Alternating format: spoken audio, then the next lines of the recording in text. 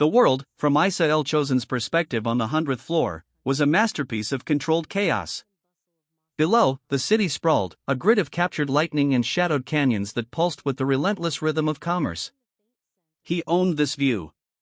He had conquered this city, not with armies, but with leveraged buyouts, hostile takeovers, and a will as unyielding as the reinforced steel that formed the skeleton of the tower bearing his name. The penthouse office was less a workspace and more a temple to his philosophy, minimalist, monolithic, and brutally efficient. An obsidian desk, vast and empty save for a single tablet, sat like an altar in the center of the room.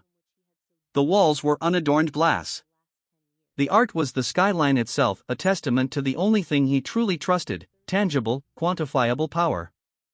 At 36, Isael was the embodiment of the empire his father, Alistair Chosen, had forged. But where Alistair had been a patriarch, a builder of dynasties who believed in handshakes and legacy, Isael was a predator. He was leaner, colder, and saw the world not as a network of relationships, but as a series of assets and liabilities. The greatest liability, he had learned with surgical precision, was emotion. It was a lesson carved into him by his recent, spectacularly public divorce. Adrian had not just broken his heart, she had attempted to break his company, using their intimacy as a weapon to feed proprietary information to his most dogged rival. The settlement had been a quiet war fought by lawyers, a multi-million-dollar price tag for his naivete. He had paid it without flinching, writing it off as the cost of a poorly vetted investment. He would not make that mistake again. A discreet chime from the intercom drew his attention. "Sir," came the voice of his head of legal, Marcus Chen. "Mr. Albright is here to see you." Isael's posture didn't change, but an imperceptible tension tightened the line of his jaw.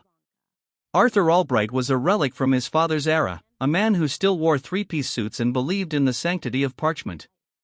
He was the executor of Alistair's will, a document that had remained sealed until the one-year anniversary of his death, which was today. "Send him in, Marcus. And stay for the meeting." Marcus, sleek and modern in a slim-fit suit that was the antithesis of Albright's, entered first, his expression carefully neutral. He was followed by the older lawyer, who carried a worn leather briefcase as if it contained the Dead Sea Scrolls. Albright's gaze swept the sterile office with faint disapproval, lingering on the lack of family photos or personal effects. "Isael," Albright began, his voice raspy with age. "Thank you for your time. This is, as you know, a matter of some finality regarding your father's estate." "Get to it, Arthur," Isael said, his tone leaving no room for pleasantries. He gestured to the two chrome leather chairs opposite his desk. Albright cleared his throat, settling into his seat with a soft wheeze. He retrieved a thick, cream-colored envelope sealed with a wax stamp of the Chosen family crest. "Your father was a man who believed deeply in lineage, in the continuation of what he built. He respected your acumen, Isael, but he worried about your focus. He felt a man without a family was a man without roots, and an empire without roots could not withstand the storm." Isael remained silent, his face an unreadable mask. He had heard variations of this lecture his entire life. Albright broke the seal and unfolded the document, its heavy paper crinkling in the silent room. He read through several clauses detailing bequests to charities and distant relatives, his voice a low drone. Isael's focus remained sharp, waiting for the inevitable pivot. Marcus sat beside Albright, his stillness betraying a shared anticipation. "And now," Albright said, adjusting his spectacles, "we come to the matter of the controlling shares of Chosen Industries." He paused for dramatic effect, an old litigator's trick that was utterly wasted on Isael. Clause 11, Section B, "To my son, Isael Alistair Chosen, I bequeath my entire controlling interest, 51% of Chosen Industries and its subsidiary holdings, on the condition that he honors the foundation upon which this company was built, family." Isael's eyes narrowed. "Define honors." Albright met his gaze. "The clause is quite specific. The transfer of shares is contingent upon your being legally married by the date of your 37th birthday." The silence that followed was absolute. It was a pressure that could bend steel. Isael's 37th birthday was 11 months away. Marcus's pen, which he had been holding, slipped from his fingers and clattered softly on the polished floor. Isael didn't even blink. His father, from beyond the grave, had just launched a hostile takeover of his personal life. It is his belief, Albright continued, filling the void, that a wife and, in due course, an heir, would provide the stability and perspective necessary to steward the company into the next generation. It is a traditional sentiment, but one he held with absolute conviction. Should you fail to meet this condition, the controlling shares will be dissolved into a trust managed by the board, effectively stripping you of ultimate authority. He would become a figurehead in his own kingdom. A king in name only, subject to the whims of a board he had personally curated for their ruthlessness, a quality he knew they would happily turn on him. The irony was acidic. Isael's mind worked with chilling speed, processing the variables. Litigation would be fruitless. His father's legal team had been the best in the world. The will would be ironclad. He could not fight the clause. Therefore, he had to fulfill it. "Thank you, Arthur," Isael said, his voice so calm it was menacing. "Your services are no longer required. Marcus will see you out." The dismissal was swift and final. Albright, looking vaguely surprised by the lack of an outburst, gathered his documents and allowed Marcus to escort him from the room. When Marcus returned, he found Isael standing before the window, his back to the room. "Sir," Marcus began, his professional poise strained. "This is unprecedented. We can explore legal challenges, find loopholes." "There are no loopholes," Isael stated, turning around. His expression was not one of anger or despair, but of intense, predatory calculation. He was not a victim of circumstance, he was a strategist presented with a new, unorthodox problem. "My father built his empire on contracts. He has left me one last, binding agreement. I will honor it." Marcus looked confused. "You'll start dating?" The question sounded absurd in the sterile air of the office. A humorless smile touched Isael's lips. "Dating is for amateurs, Marcus. It's a game of emotional roulette, and the house always wins. I've played that game once. Adrian taught me the rules with brutal clarity." He walked to the wet bar, a recess of dark wood and gleaming crystal hidden in one wall, and poured a measure of scotch into a heavy glass. The amber liquid caught the light, a stark splash of color in the monochrome room. "Adrian wasn't a mistake in judgment," he continued, swirling the liquor. "She was a failure in due diligence. She was a beautiful, polished asset who turned out to be a Trojan horse, leveraged by Drake Morrison to gain insider access. She spoke of love and partnership while downloading our R&D projections. She wore my ring on her finger while accepting his. It was a masterclass in betrayal. One I have no intention of repeating." He took a slow, deliberate sip. "My father wanted me to have a family. A wife. An heir. The will is a sentimental document, but its requirements are legal and technical. It requires a marriage certificate, not a declaration of love. It stipulates a condition, not an emotional state." The full, shocking scope of his plan began to dawn on Marcus. "Sir, what are you proposing?" "I am proposing a solution," Isael said, setting his glass down with a definitive click. He moved back to his desk, all business once more. "We will treat this as we would any other corporate acquisition. We will acquire a wife."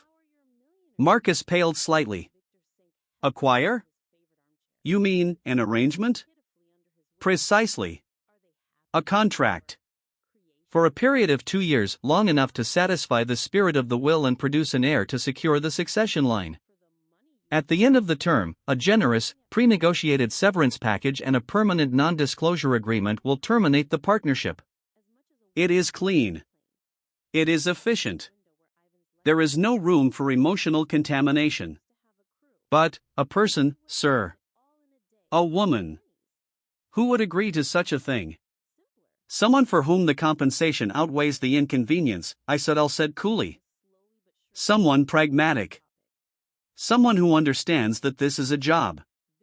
A role to be played for a finite period. Your task, Marcus, is to find this person." He began to pace, his mind already drafting the parameters of the search, the clauses of the contract. "Here are the criteria. You will vet candidates with the utmost discretion. Use a third-party headhunting firm specializing in unique placements. He held up a finger. First, she must have no social standing. No socialites, no aspiring actresses, no one from our world. I want someone who will not be tempted by the glamour, because she has never known it. Her anonymity will be her greatest asset, and ours. He raised a second finger. Second, she must be intelligent. Not just clever, but analytically sharp. She needs to comprehend the full weight of the contract she is signing. I will not have it said that I took advantage of a fool. Third, he continued, his voice dropping slightly, she must have a demonstrable, pressing need. A financial burden, a family crisis. Something that makes our offer not a fantastical proposition, but a logical solution to an intractable problem. It ensures her motivation is aligned with ours, fulfillment of the contract for mutual benefit. Marcus was now scribbling furiously in a notebook, his lawyer's mind taking over despite his personal reservations. Fourth, and most critical, absolute discretion. We need a full background check going back to birth. I want to see her credit reports, her school records, her social media history, or lack thereof. I want to know every secret she has before we even meet, to ensure there is no leverage for anyone else to use against her, or us. And the personal aspect, sir? Marcus asked, his voice hesitant. The heir? Isael's expression became glacial. That is a non-negotiable term of the contract. A clinical requirement. The candidate must be in good health and willing to undergo any necessary medical evaluations. It is, perhaps, the most important deliverable of the arrangement. He stopped pacing and fixed Marcus with a look of pure command. This is not a search for a partner, Marcus. It is a recruitment. We are filling a position. The most important position in this company for the next 2 years. There will be no romance, no trust, no vulnerability. It will be a fortress of legal clauses and financial incentives, designed to protect this company from the one thing my father never understood, the catastrophic risk of a human heart. He gestured to the city outside, a kingdom he refused to lose over a sentimental whim. My father wanted roots. Fine. I will plant a tree. But it will be grown in a sterile lab, under controlled conditions. Find me a candidate, Marcus. Find me a wife who understands that love is a poor investment. Marcus nodded, a silent acknowledgement of the sheer, cold-blooded audacity of the plan. He closed his notebook. I will begin immediately, sir. After he left, Isael stood alone in the growing twilight. The city lights began to flicker on, a billion tiny stars in his domain. He felt no triumph, only the grim satisfaction of a problem solved. He had taken his father's final, emotional mandate and twisted it into a cold, logical business strategy. He would secure his empire, not by embracing his father's values, but by weaponizing their absence. Somewhere out there, in the sprawling metropolis below, was a woman who would become the key to his future. He didn't know her name, but he already knew her price. And he was more than willing to pay it. Kaylee Iden's universe was contained within the 50-square-foot confines of her cubicle, a sterile beige box illuminated by the relentless, humming blare of fluorescent lights. Her world smelled of stale coffee, industrial carpet cleaner, and the faint, ozonic scent of overworked computer servers. It was a world of numbers, a landscape of cascading data points and complex financial models where she found a quiet, logical solace that her real life so desperately lacked. Her real life was a different kind of spreadsheet, one of mounting medical debt, dwindling savings, and the ever-present, low-grade terror of an impending financial collapse. A small, automated email notification popped up in the corner of her monitor, its subject line a familiar stab of anxiety: Mercy General Hospital, billing department, payment overdue. She minimized it with a practiced, reflexive click, but the words burned behind her eyes. 312 days. That's how long it had been since her mother, Eleanor, had been admitted for a rare, aggressive form of degenerative neuropathy. The experimental treatment that kept her stable, that allowed her small moments of lucidity and comfort, was ruinously expensive, and the insurance company fought every claim with bureaucratic savagery. Kaylee was drowning, not in a sudden tidal wave, but in a slow, inexorable rise of ink-red water. She pushed her glasses up the bridge of her nose, the one small vanity she allowed herself. They were designer frames, a splurge from a rare bonus 2 years ago, and they made her feel more like the person she was supposed to be: sharp, focused, and in control. In reality, she felt like a ghost haunting the edges of her own life. At 28, she was the youngest analyst at Sterling and Finch, yet she was consistently passed over for promotions in favor of glad-handing salesmen who couldn't tell a balance sheet from a grocery list. Her insights were brilliant, but her delivery was quiet, her presence unassuming. She didn't play the game. She just did the work. Her current project was a perfect example, a deep dive into Abernathy Logistics, a mid-cap company everyone else had written off. For weeks, she had been tracing subtle anomalies in their supply chain data, patterns that everyone else had dismissed as statistical noise. But Kaylee saw the narrative. She saw a company secretly divesting from its volatile international routes and quietly reinvesting in automated domestic hubs. They weren't failing, they were pivoting. They were a prime acquisition target, and no one else had noticed. She had compiled a 40-page report detailing her findings, a work of analytical art that would likely be skimmed by her supervisor, then buried in a shared drive. It was this feeling of being invisible, of her potential being perpetually locked behind a pane of glass, that made the first contact so jarring. It wasn't an email to her work address, but a call to her personal cell from an unlisted number. She almost let it go to voicemail, assuming it was another debt collector. But something made her answer. "Am I speaking with Miss Kaylee Iden?" The voice was female, crisp, and impeccably polished. It was a voice that belonged in a boardroom, not on a call to her burner phone. "This is she," Kaylee replied, her own voice sounding small by comparison. "Miss Iden, my name is Eleanor Vance. I am calling from Viridian Solutions on behalf of a private client. We have been made aware of your professional profile and believe your unique skill set may be ideally suited for a highly confidential and time-sensitive opportunity. Would you be available to discuss this further in person tomorrow morning?"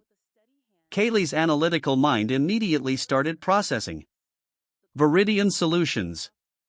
The name was unfamiliar, corporate yet vague. A private client. High profile, likely. "I'm sorry, I'm not looking for a new position at this time." "This is not a conventional employment opportunity," Ms. Vance said, her tone unruffled. "And I can assure you, the compensation framework is significant. We would require you to sign a non-disclosure agreement simply to attend the preliminary meeting. A car will be waiting for you at 8 a.m. tomorrow at the corner of your street. Please consider it." The line went dead before Kaylee could respond. The call was so bizarre, so out of context with her life, that she almost dismissed it as a prank. But the professionalism in the woman's voice had been absolute. That night, she lay awake, the hospital bill notification and the cryptic phone call wrestling for dominance in her thoughts. She Googled Viridian Solutions and found a minimalist website that said everything and nothing at all, bespoke strategies for complex personal and corporate portfolios. It was a ghost, a front for something else entirely. Curiosity, a long-dormant instinct, began to stir. What did she have to lose? The next morning, the black sedan was there, exactly as promised. It was a silent, imposing vehicle, its tinted windows reflecting her own nervous image back at her. The driver, a man built like a bank vault, simply held the door open for her. The interior smelled of new leather and quiet money. As the car pulled away from her rundown apartment building and merged into the gleaming traffic heading downtown, Kaylee felt as though she were crossing a border into another country. They didn't take her to a corporate tower. Instead, the car stopped before a historic brownstone in the city's most exclusive legal district. The brass plaque read, "Chen, Albright and Sterling." Inside, the air was cool and hushed. A receptionist led her to a conference room on the top floor, a space of dark wood, leather-bound books, and a single, breathtaking view of the city harbor. A man rose to greet her. He was impeccably dressed in a tailored suit, his demeanor calm and professional. "Miss Iden. I am Marcus Chen. Thank you for coming." He gestured to a chair. "Please, sit." He wasn't what she expected. He was younger than the firm's name suggested, with intelligent eyes that held a hint of something she couldn't quite place, perhaps a flicker of sympathy. He slid a thin folder across the polished table towards her. As Ms. Vance explained, this meeting is preliminary. The document before you is the NDA. If you sign it, I can explain the nature of the proposition. If you decline, you are free to leave, and this conversation never happened. Her heart hammered against her ribs, but her hand was steady as she took the pen and signed. The weight of her own signature felt momentous. Marcus nodded, retrieving the signed document. He took a deep breath, as if bracing himself. Miss Iden, my client has a unique and time-sensitive personal matter that requires a strategic alliance. He has recently come into an inheritance with a number of unconventional stipulations. To satisfy these terms and ensure the stability of his corporate holdings, he is required to enter into a legal marriage within the next year. Kaylee stared at him, certain she had misheard. A marriage? A contractual marriage, Marcus clarified, his voice even. A temporary, 2-year partnership, governed by a comprehensive legal agreement. It is, for all intents and purposes, a business arrangement. The room seemed to tilt on its axis. Of all the wild possibilities that had run through her mind, this was not one of them. It was insulting. It was medieval. It was transactional. And some deeply ingrained part of her analytical mind was already, terrifyingly, starting to compute the variables. Why me? She asked, the words coming out as a whisper. My client's criteria were very specific, Marcus said, opening a much thicker file. He required a partner of high intelligence, proven discretion, and someone outside of his social and professional circles. Our research identified you through several markers. Your academic record is exceptional. Your financial analysis of Abernathy Logistics, which we procured through a data acquisition channel, was described by our internal team as visionary. You have no significant social media footprint and a spotless personal history. You are, in essence, the ideal candidate. He paused, and his professional mask seemed to slip for a fraction of a second. You also meet another criterion. Our research indicates a significant financial strain related to your mother's medical care at Mercy General. The mention of her mother was a physical blow. The abstract, insane proposition suddenly became brutally personal. This wasn't just about her, it was about the one person she loved more than anything. What are the terms? She managed to ask, her throat tight. Marcus turned to the final page of the file and slid it across the table. It wasn't a dense page of legal text. It was a simple, bulleted list of compensations. Kaylee's eyes scanned the words, but her brain struggled to process them. A one-time, upfront payment of $5 million, to be placed in an account of your choosing upon execution of the marriage contract. A monthly stipend of $50,000 for the duration of the 2-year term for personal expenses. The immediate establishment of a fully funded, irrevocable medical trust for Mrs. Eleanor Iden, covering all current and future medical expenses, including palliative and experimental care, in perpetuity. A final severance payment of an additional $5 million upon the successful, amicable dissolution of the marriage at the end of the term. The numbers swam before her eyes. It wasn't just money, it was freedom. It was the end of the constant, gnawing fear. It was the image of her mother, comfortable and cared for, without Kaylee having to choose between her treatment and their next meal. It was the most beautiful, liberating paragraph she had ever read. And the price was 2 years of her life. The obligations are equally clear, Marcus continued, his voice gentle now. You would be expected to perform the public duties of a wife, attend social events, host dinners, accompany my client on business trips. You would reside in his home. Absolute discretion is paramount. Any breach of the NDA would result in the forfeiture of all compensation. He hesitated. There is also a clause regarding family continuation. My client is required not only to marry, but to produce an heir to secure his legacy. An heir.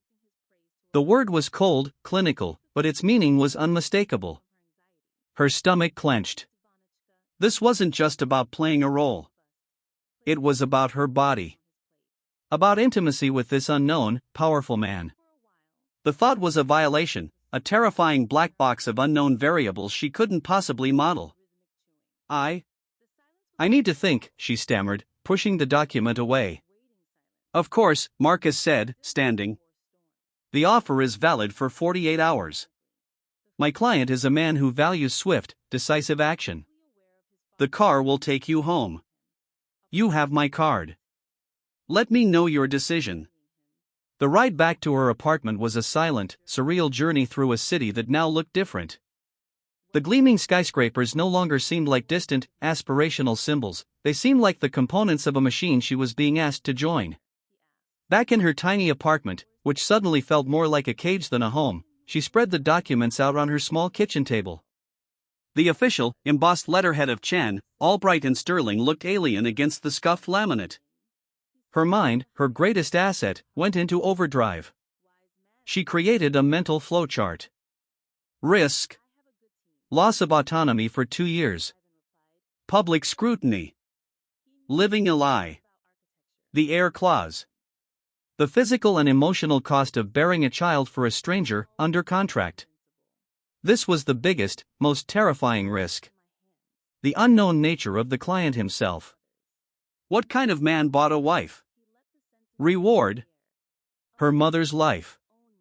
Not just her survival, but her comfort and dignity. This was not a variable, it was an absolute. Her own financial freedom. The end of debt. The ability to pursue her own ambitions after the 2 years were over. Escape. An escape from the beige cubicle, from being overlooked, from the slow, quiet desperation of her current existence. She paced the small room for hours. Part of her, the part that still believed in fairy tales and romance, was screaming in protest. This was monstrous. It was selling a piece of her soul. But the analyst in her fought back. It wasn't a soul, it was a service.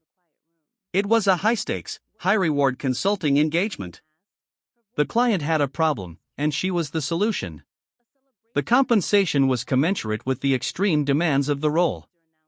She would be an actress, a strategist, a surrogate, all for a clearly defined purpose and a finite period. She pulled out her phone and looked at the picture on her lock screen, her mother, taken last summer before the worst of the illness had set in, smiling in a patch of sunlight in a public park. The smile was genuine, but her eyes were already clouded with worry. Kaylee's heart ached. The money on that paper could turn that fleeting moment of peace into a permanent reality. It could erase the worry from her mother's eyes forever. What was 2 years of her life compared to the entirety of her mother's? Her hand trembled as she picked up her phone. She found Marcus Chen's card, the heavy stock cool against her skin. She took a deep, shuddering breath, her decision solidifying not with joy, but with the grim, steely resolve of a soldier going into battle. She was choosing to save the person she loved. The cost was herself. It was a price she was willing to pay. She dialed the number. Marcus Chen. Her voice, when she spoke, was perfectly steady, betraying none of the seismic turmoil within. Mr. Chen. This is Kaylee Iden. I've reviewed the proposition. She paused, looking at her mother's smiling face on the screen. I accept the terms. The 48 hours that followed Marcus Chen's proposition were a lifetime compressed into a blur of sleepless nights and frantic, circular logic. Kaylee built spreadsheets in her mind, weighing pros and cons with the detached precision she normally reserved for corporate valuations. Yet, for every logical point in the accept column, a raw, human protest rose from her gut. This wasn't a merger, it was the sale of her autonomy. But then, the image of her mother's one smile, the specter of the red-stamped hospital bills, would rise like a tide and wash all her objections away. In the end, there was no choice. There was only a solution. When she returned to the law offices of Chen, all bright and sterling, the city air felt different, sharper. The black sedan had collected her again, but this time she felt less like a candidate and more like a deliverable asset being transported to closing. The hushed, wood-paneled halls of the firm no longer felt intimidating, they felt like the antechamber to her new reality. Marcus Chen met her in the same conference room, his expression a careful study in professional neutrality. Today, however, he was not alone. A man stood by the floor-to-ceiling window, his back to the room, gazing out at the harbor. He was a silhouette of immense power, his frame outlined in the sharp morning light. Even without seeing his face, Kaylee felt the shift in the room's atmosphere. The air grew thinner, charged with a static presence that commanded attention. When he turned, the full force of his charisma, cold and formidable as a glacier, hit her. This, she knew instinctively, was the client. Isael was not handsome in the classical sense, his features were too sharp, too severe. His face was a collection of hard lines and acute angles, as if carved from granite. A dark suit, so exquisitely tailored it seemed a part of him, did little to soften his athletic build. But it was his eyes that held her captive. They were the color of a winter storm, steel gray and flecked with ice, and they assessed her with an unnerving, analytical intensity. He wasn't seeing a woman, he was reviewing a balance sheet, looking for flaws, for liabilities. "Miss Iden," he said. His voice was a low baritone, a deep rumble that seemed to vibrate in the very floorboards. It held no warmth, only the crisp finality of command. "Mr. Chin informs me you have accepted our proposition." It was not a question. Kaylee straightened her spine, channeling a confidence she did not feel. She would not be an asset to be reviewed, she would be a party to a negotiation. "I have," she said, her voice clear and steady. "Provided we can agree on all the terms." A single dark eyebrow rose, a minuscule shift in his impassive face. He moved from the window and took the seat at the head of the table, a king assuming his throne. Marcus, now relegated to a supporting role, arranged a formidable stack of documents between them. "The contract is comprehensive and, I assure you, non-negotiable," Isael stated, his gaze unwavering. "I'm sure it is," Kaylee countered, surprising herself with her own audacity. "However, you sought me out for my analytical skills and discretion. A woman with those qualities would not sign a 100-page document that dictates the next 2 years of her life without reading it thoroughly and proposing amendments." The silence that followed was thick with tension. Marcus looked as if he wanted to slide under the table. Isael simply watched her, his expression unreadable.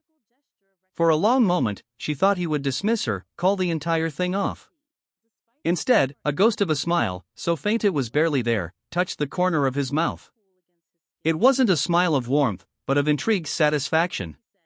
He had set a test, and she had just passed the first part. "Proceed," he commanded. For the next 2 hours, Kaylee was not an indebted daughter or a nervous young woman. She was an analyst. She went through the contract page by page, her mind sharp and focused. She let Marcus read the standard, oppressive clauses aloud, the infidelity clause with its draconian penalties, the social media restrictions that would effectively erase her online identity, the ironclad NDA that promised financial ruin for a single misplaced word. She listened, absorbed, and processed. She didn't challenge the financial terms, they were beyond generous. She didn't question the residency requirement or the public duties. These were the core services she was being paid for. Instead, she focused on an area they had clearly overlooked, her purpose. Section 9, subsection C, the role of the spouse, she read aloud. "It details my duties as a social partner but leaves my daily life largely unstructured. It renders me a figurehead, a decorative object. That is an inefficient use of a valuable asset." Isael leaned forward, the first sign of genuine engagement he had shown. "Explain." "You are paying a premium for my intellect, Mr. Chosen, not just my presence," she said, channeling the confidence she used when presenting data. "Leaving me idle in a penthouse for 2 years is a waste of that investment. It also creates a narrative problem. A woman like the one you want me to portray, intelligent, sharp, a worthy partner for a man like you, would not be content with a life of luncheons and charity balls. The story wouldn't be believable." She met his gaze directly. "I propose an amendment. I want a formal role within chosen industries. Not a public-facing one. A real one. Special projects analyst, reporting directly to you. Give me access to your most complex data problems. Let me find the inefficiencies, the hidden opportunities. Let me prove my value beyond the terms of this contract. It strengthens our public narrative, and it provides you with an analyst whose loyalty is contractually guaranteed.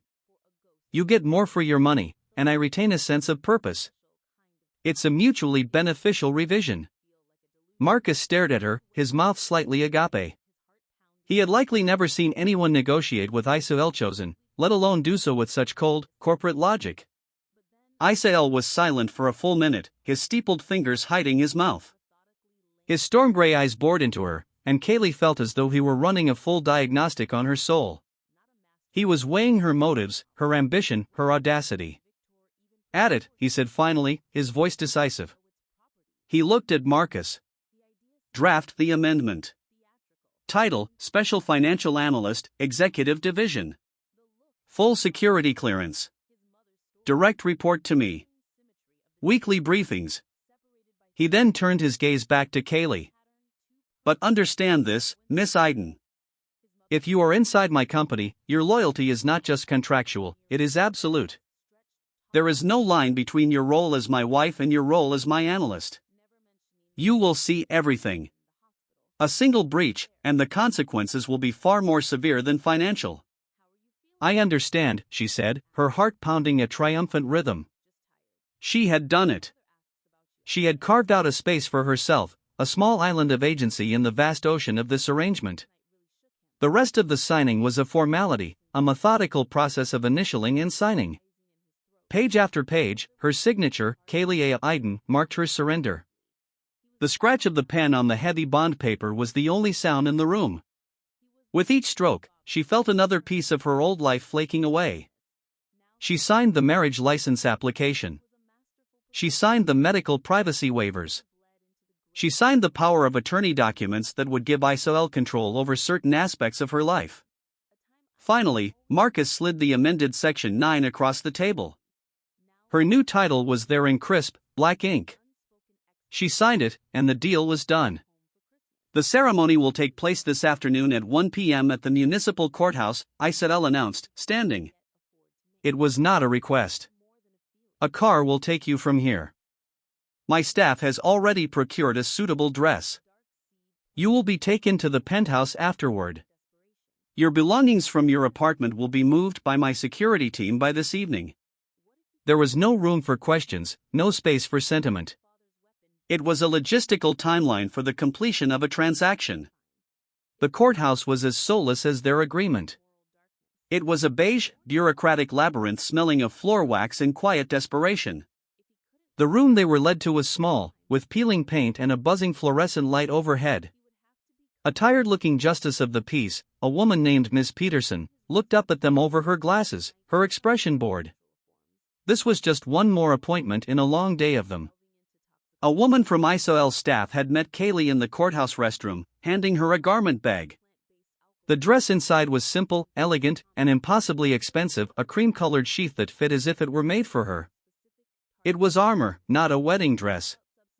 Isael wore the same severe suit, his presence seeming to suck all the air out of the small room. Marcus and Isael's personal assistant, a stone-faced woman named Iris, served as their witnesses. Miss Peterson recited the vows in a monotone drone, the beautiful, ancient words stripped of all meaning. When she reached the part about promises of love and honor, Kaylee felt a bitter irony twist in her gut. She was promising to honor a contract, not a man. She looked at Isael, expecting to see the same cold detachment, but for a fleeting moment, she saw something else in his eyes, a flicker of, what? Resignation? A shared understanding of the farce they were performing? Then it was gone, replaced by the familiar Arctic mask. "Do you, Isael Alistair chosen, take this woman?" "I do," he said, his voice a low, binding sound. "Do you, Kaylee and Iden, take this man?" Her throat felt tight. She looked past him, at the grimy window, and pictured her mother. "I do," she whispered, the words feeling like a betrayal of every girlish dream she'd ever had. "By the power vested in me by the state, I now pronounce you husband and wife."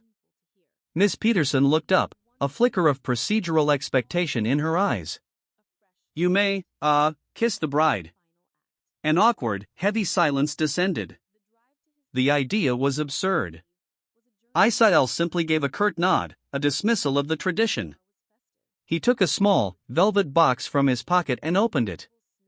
Inside was a simple, elegant platinum band, unadorned with diamonds or any other embellishment. It was a ring that signified a binding legal agreement, nothing more. He took her left hand. His fingers were cool and firm as he slid the ring onto hers. The metal felt heavy, foreign, a manacle disguised as jewelry. The transaction was complete. They were legally bound. The car ride to the penthouse was conducted in absolute silence. Kaylee sat pressed against the door, the width of the leather seat a vast, empty space between them.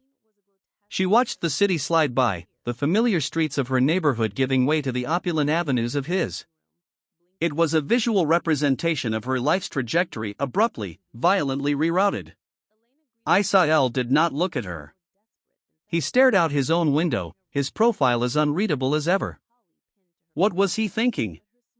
Was he satisfied with his purchase? Did he feel any flicker of doubt? She was his wife now. The word felt like a costume she was wearing, ill-fitting and strange. Her internal analyst was already processing. She had survived the negotiation.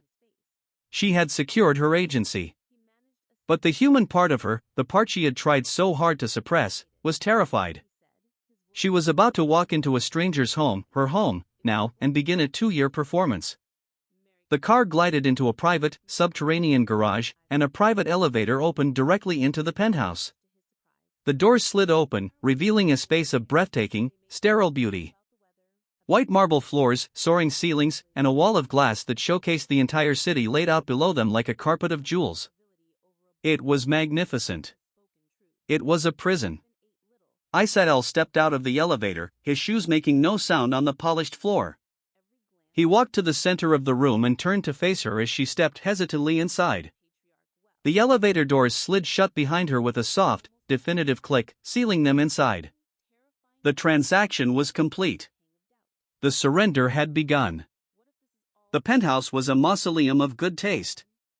It was a testament to what a limitless budget and a minimalist architect could achieve, a vast expanse of white, black, and gray, punctuated by the city's glittering sprawl beyond the floor-to-ceiling windows. There were no photographs, no cluttered bookshelves, no signs that a human being with memories or attachments actually lived there.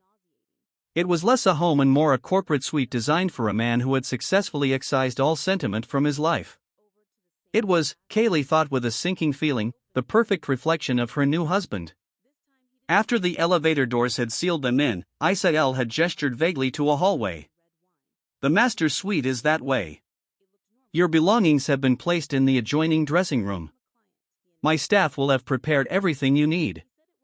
His tone was that of a hotel concierge directing a guest, not a husband speaking to his wife on their wedding day. He then retreated to a study at the opposite end of the penthouse, the door closing with a soft but decisive click, leaving her alone in the cavernous living space. Kaylee stood motionless for a long time, the heavy platinum band on her finger a tangible reminder of the day's surreal transactions. She felt like an actress who had been pushed onto a stage without a script, the set magnificent but alien. She wandered through the rooms, her sensible flat silent on the polished marble. The kitchen was a gleaming expanse of stainless steel and black granite that looked as if it had never been used. The dining area featured a table that could comfortably seat 20, a monument to a sociability she couldn't imagine Isael possessing. Finally, she followed his directive and found the master suite. It was larger than her entire apartment. A king-sized bed, draped in a severe gray duvet, sat on a low platform facing the window wall. To the right was an open doorway leading to a bathroom of marble and chrome, a space of spa-like luxury. To the left was another door, which she pushed open to find a dressing room that was more like a boutique. Her meager collection of clothes, practical blouses, sensible skirts, a few well-worn sweaters hung lost and out of place on a single rack amidst rows of empty hangers. On a central island, however, were boxes from high-end department stores and designer boutiques. Her new wardrobe, presumably. A life curated and provided for her. Another door within the dressing room led to what was clearly Isael's space. Racks of identical dark suits, rows of polished black shoes, and a collection of watches laid out in a glass case like sleeping predators. It was the closet of a man who had reduced his life to a uniform. That evening, a housekeeper she hadn't met, a quiet woman named Marina, appeared and informed her that Mr. Chosen would be dining in his study, and a meal had been prepared for her in the main dining room. Kaylee ate alone at the massive table, a solitary figure in a cavernous hall, the clink of her fork against the porcelain plate the only sound. The food was exquisite, but she barely tasted it. The loneliness was a physical presence, a cold weight in her chest. This was her new life, gilded, isolated, and utterly hollow. She retreated to the master suite after her lonely meal, the reality of the impending night settling upon her. The contract. The heir clause. It had been an abstract concept in a lawyer's office, a clinical line item. Here, in the bedroom she was to share with the stranger down the hall, it became terrifyingly real. Her mind raced. How would it happen? Would it be as cold and transactional as everything else had been? An appointment in their shared calendar? 9 p.m., fulfill Section 12, subsection A. The thought made her stomach clench with a mixture of dread and humiliation. She showered in the enormous, glass-walled shower, the water pressure a powerful, pummeling force. In the dressing room, laid out on the island, was a silk nightgown. It was ivory, simple, but the fabric was so fine it felt like liquid in her hands. It was another piece of her costume. Steeling herself, she put it on. It felt alien against her skin. She was an imposter in another woman's life. When she emerged, the bedroom was dark save for the ambient glow of the city. She stood by the window, wrapping her arms around herself, watching the river of headlights far below. Each car contained a life, a story, a destination. Her own destination felt like a precipice. She didn't hear him enter. One moment she was alone, and the next, she felt his presence behind her, a shift in the air, a subtle drop in temperature. Her entire body went rigid. "The city looks different from up here," he said. His voice, without the acoustics of a boardroom, was deeper, softer. She didn't turn. "It's quiet," she managed to say. "Only from a distance," he replied. He moved to stand beside her, not close enough to touch, but near enough that she could feel the heat radiating from his body. He had shed his suit jacket and tie, and the top buttons of his crisp white shirt were undone. He looked less like a CEO and more like a man, a detail she found unnervingly distracting. "Are you settling in?" he asked, his gaze fixed on the skyline. "Your staff has been very efficient," she replied, her voice carefully neutral. A small, humorless sound escaped him. "Efficiency is my native language." He finally turned his head to look at her, and his storm-gray eyes swept over her, taking in the silk nightgown, her tense posture, the white-knuckled grip she had on her own arms. A complex expression flickered across his face. "We should discuss the terms of our cohabitation," he began, his tone returning to the familiar, businesslike cadence. "Specifically, the more personal clauses of the agreement." Here it was. Kaylee's heart began a frantic, panicked drumming against her ribs. She braced herself, forcing her expression to remain passive. "The contract is clear," she said, her voice betraying a slight tremor she couldn't control. "The timeline for an heir is stipulated." He was silent for a moment, his gaze so intense it felt as though he were seeing past the carefully constructed walls she had built around herself. He saw the tremor in her hands, the subtle quiver of her lip. He saw the fear. "The contract," he said slowly, "is a document drafted by lawyers to protect assets. It is not a manual for human interaction, however unconventional that interaction may be." He took a step closer. Kaylee flinched, an involuntary, infinitesimal movement, but he saw it. And he stopped. His eyes narrowed, not with anger, but with a dawning, sharp-edged understanding. All the data points he had on her, the quiet life, the lack of social history, the intense focus on her career and family obligations, coalesced into a new, unforeseen variable. "You're trembling," he stated, his voice devoid of accusation, a simple observation of fact. Kaylee couldn't speak. She felt a hot flush of shame creep up her neck. She was supposed to be the pragmatic one, the analyst who understood the terms. Instead, she was falling apart on her first night. He took another step, slow and deliberate this time, giving her ample space to retreat. He didn't. He reached out, not to touch her body, but to gently take her hand. His fingers were warm and surprisingly gentle as they closed around her icy, trembling ones. "Kaylee," he said, using her first name for the first time. The sound of it in his deep voice was strangely intimate. "In all of our research, in all of our due diligence, there is one question no one thought to ask." He paused, his thumb moving in a slow, soothing circle over her knuckles. "Have you ever been with a man before?" The question hung in the air between them, raw and unexpected. It was a line he had no contractual right to cross, a piece of data he hadn't paid for. The shame she felt intensified, but it was mingled with a startling sense of relief. He had seen her terror and given it a name. She couldn't meet his eyes. She stared at their joined hands, his large and strong around her small, trembling one. She gave a single, almost imperceptible shake of her head. The silence that followed was different from the ones that had come before. It wasn't tense or awkward. It was heavy with the weight of his discovery. He didn't drop her hand. If anything, his grip tightened slightly, a steadying, protective pressure. A long, slow breath escaped him, a sound of profound frustration directed not at her, but at himself. "My God," he murmured, the words almost too low to hear. "Of all the contingencies I planned for, of all the variables I tried to control," he trailed off, shaking his head. When he finally spoke again, his voice had changed. The cold, transactional edge was gone, replaced by something rougher, more human. "This changes things." "It doesn't have to," she whispered, finding her voice at last. "A contract is a contract. I understand my obligations." "Stop," he said, his voice firm but not unkind. He used his hold on her hand to gently turn her to face him. He lifted her chin with his other hand, forcing her to meet his gaze. In the dim light, his eyes were no longer chips of ice. They were darker, deeper, pools of stormy gray swirling with an emotion she couldn't identify. "What you understand is the text on a piece of paper. You can't possibly understand this.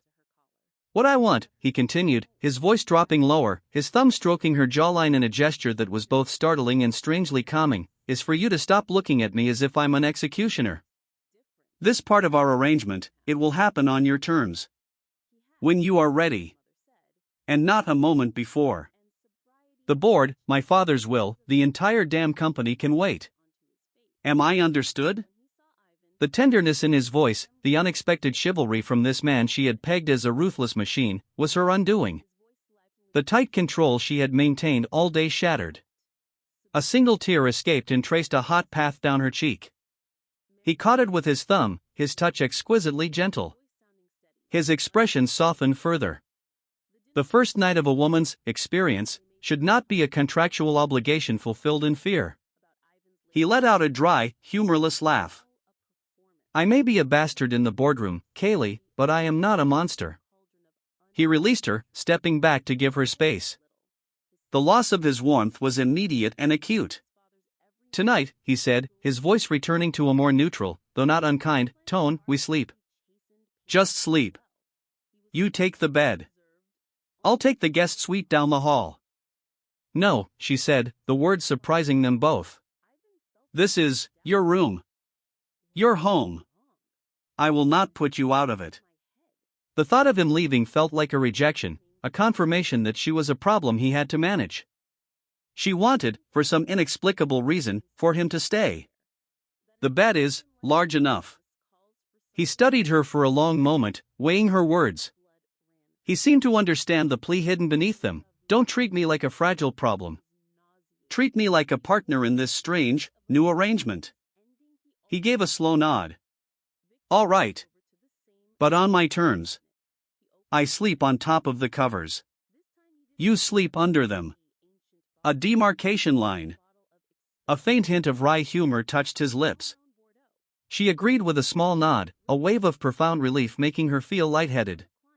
He disappeared into his side of the dressing room and returned a few minutes later, dressed in a simple gray t-shirt and black lounge pants. Without the sharp armor of his suit, he looked younger, more approachable. The transformation was startling. He pulled back the heavy duvet for her, a gesture of old-fashioned courtesy that seemed at odds with his formidable reputation. Kaylee slipped between the cool, high thread count sheets, feeling impossibly small in the vast bed. He then walked around to the other side and lay down on top of the covers, his hands linked behind his head as he stared up at the ceiling. A wide, empty territory of grey duvet separated them. The silence returned, but it was a comfortable, shared silence now, not a hostile one. "Kaylee," he said into the darkness. "Yes?" "For what it's worth. I am sorry. My due diligence should have been more human." "You couldn't have known," she whispered. "I should have," he countered, his voice flat. "It's my business to know everything." They lay like that for a long time, two strangers bound by a legal document, separated by a few feet of mattress but now connected by an unexpected moment of grace. Kaylee's fear had not vanished, but it had subsided, replaced by a profound and unsettling curiosity about the man lying beside her. The ruthless tycoon, the cold-hearted CEO, had just shown her a glimpse of something else, a hidden code of honor, a capacity for gentleness she would never have suspected.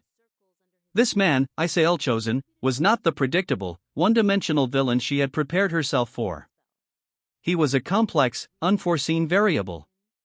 And as she drifted off to sleep, lulled by the steady, quiet rhythm of his breathing, Kaylee Iden, the analyst who thrived on predicting outcomes, had the terrifying realization that for the first time in her life, she had no idea what was going to happen next. The first few weeks of their marriage unfolded with the structured, dispassionate precision of a corporate onboarding. Isael was, as he had promised, a man of his word. He kept his distance, a courteous and remote business partner who happened to share a living space. They developed a quiet rhythm, a domestic détente. Mornings were silent, each absorbed in their own preparations for the day. He would be gone before she finished her coffee, disappearing into the city in his black sedan. Evenings were spent in their respective studies at opposite ends of the penthouse, the vast living area a silent, neutral territory between them. The demarcation line on the bed, initially a symbol of his consideration, became a fixture. It was an unspoken boundary, a physical manifestation of their contract. They were partners in a venture, not a marriage. Yet, small, unexpected moments of humanity began to breach their carefully constructed walls. He started leaving a specific brand of a rare, single-origin coffee for her after noticing she favored it. She, in turn, began leaving a glass of water and a dose of high-grade aspirin on his nightstand, having observed the tension headaches that often plagued him after late-night international calls. These were small, data-driven acts of kindness, observations made and acted upon without comment, the only way either of them knew how to communicate something resembling care. Kaylee, true to her amended contract, threw herself into her new role at Chosen Industries. Isael had given her an office, a minimalist glassbox adjacent to his own, and granted her the security clearance he'd promised. At first, the senior executives treated her with a mixture of suspicion and sycophantic curiosity. She was the boss's mysterious new wife, a curiosity, a potential threat. But Kaylee ignored the corporate politics. She wanted the data. Isael began by giving her small, contained projects, internal audits of well-performing subsidiaries, market analyses for established product lines. They were tests, she knew, designed to gauge her competence and her discretion. She completed them with an efficiency that bordered on artistry, her reports clean, insightful, and utterly devoid of ego. She found cost-saving measures in shipping logistics that would save the company 7 figures annually. She identified a new market for one of their older tech patents that everyone else had forgotten.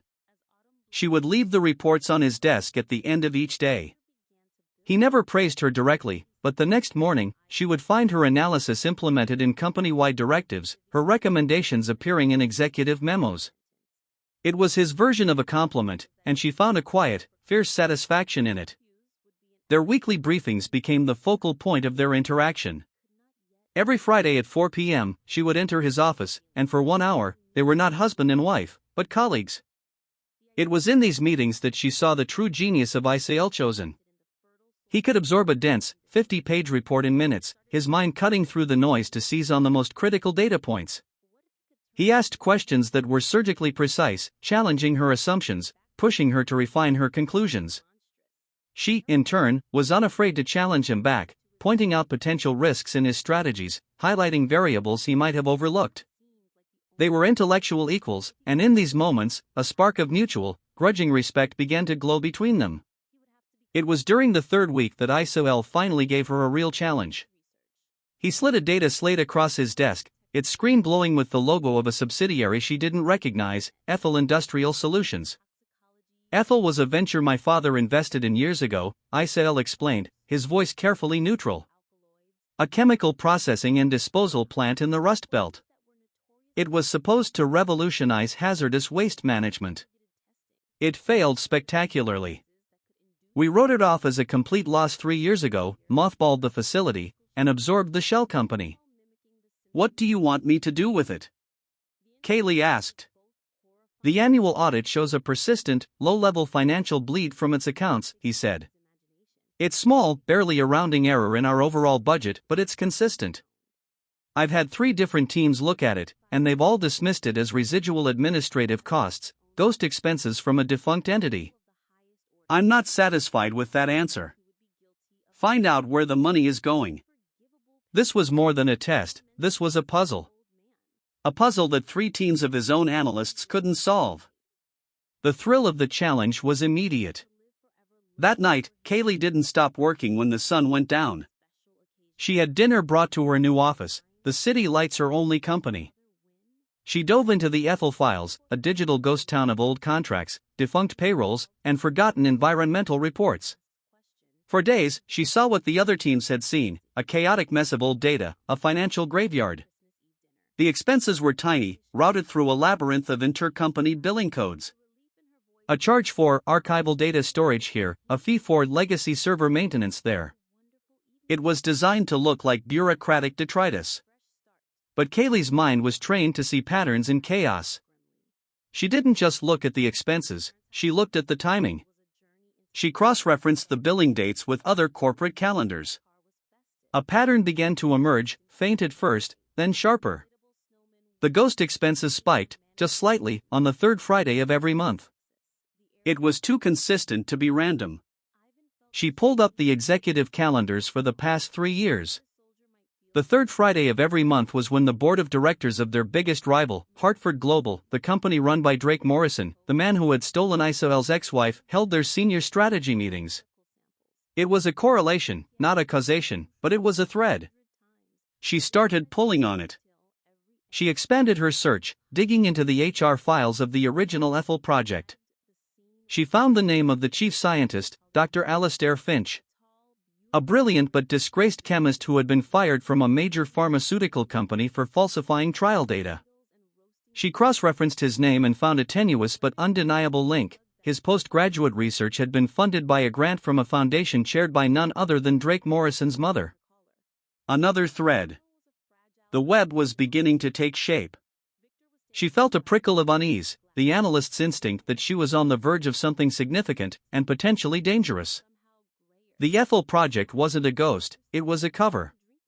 A sophisticated, long-term siphon. But for what? The amounts were too small to be simple embezzlement for personal gain. This was about something else. Her investigation led her to the facility itself.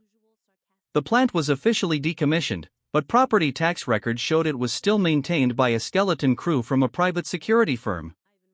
A firm whose parent company, she discovered after 3 more hours of digging through shell corporations, was owned by a holding company based in the Cayman Islands. A holding company that was a known financial vehicle for Hartford Global. Her heart was pounding now. This was big. This was a direct, covert link between Isael's company and his chief rival. Someone inside Chosen Industries had to be facilitating this, keeping the Ethel accounts active and burying the expenses. That night, she couldn't sleep. She lay in the vast bed, the invisible line between her and Isael feeling more like a chasm. He was a still, silent shape in the darkness, his breathing even. She was acutely aware of him, of the fact that she was uncovering a betrayal that would cut him deeply. Adrian's treachery had been personal. This was a serpent coiled in the heart of his company. She slipped out of bed, her bare feet silent on the cold marble, and went to her office. Under the glow of her monitors, she worked until dawn, fueled by coffee and a growing sense of dread. She decided to approach the problem from a different angle, not financial, but material. What had Ethel actually done? The old environmental reports were dense and technical, filled with chemical formulas and disposal logs. She started cross-referencing the chemical compounds listed in Ethel's inventory with their declared purpose of hazardous waste neutralization. Most of it matched up. But a few compounds stood out. They were precursors, complex organic molecules that had no place in a waste disposal facility. On their own, they were relatively inert. But combined, under the right conditions. She ran a simulation based on the chemical structures.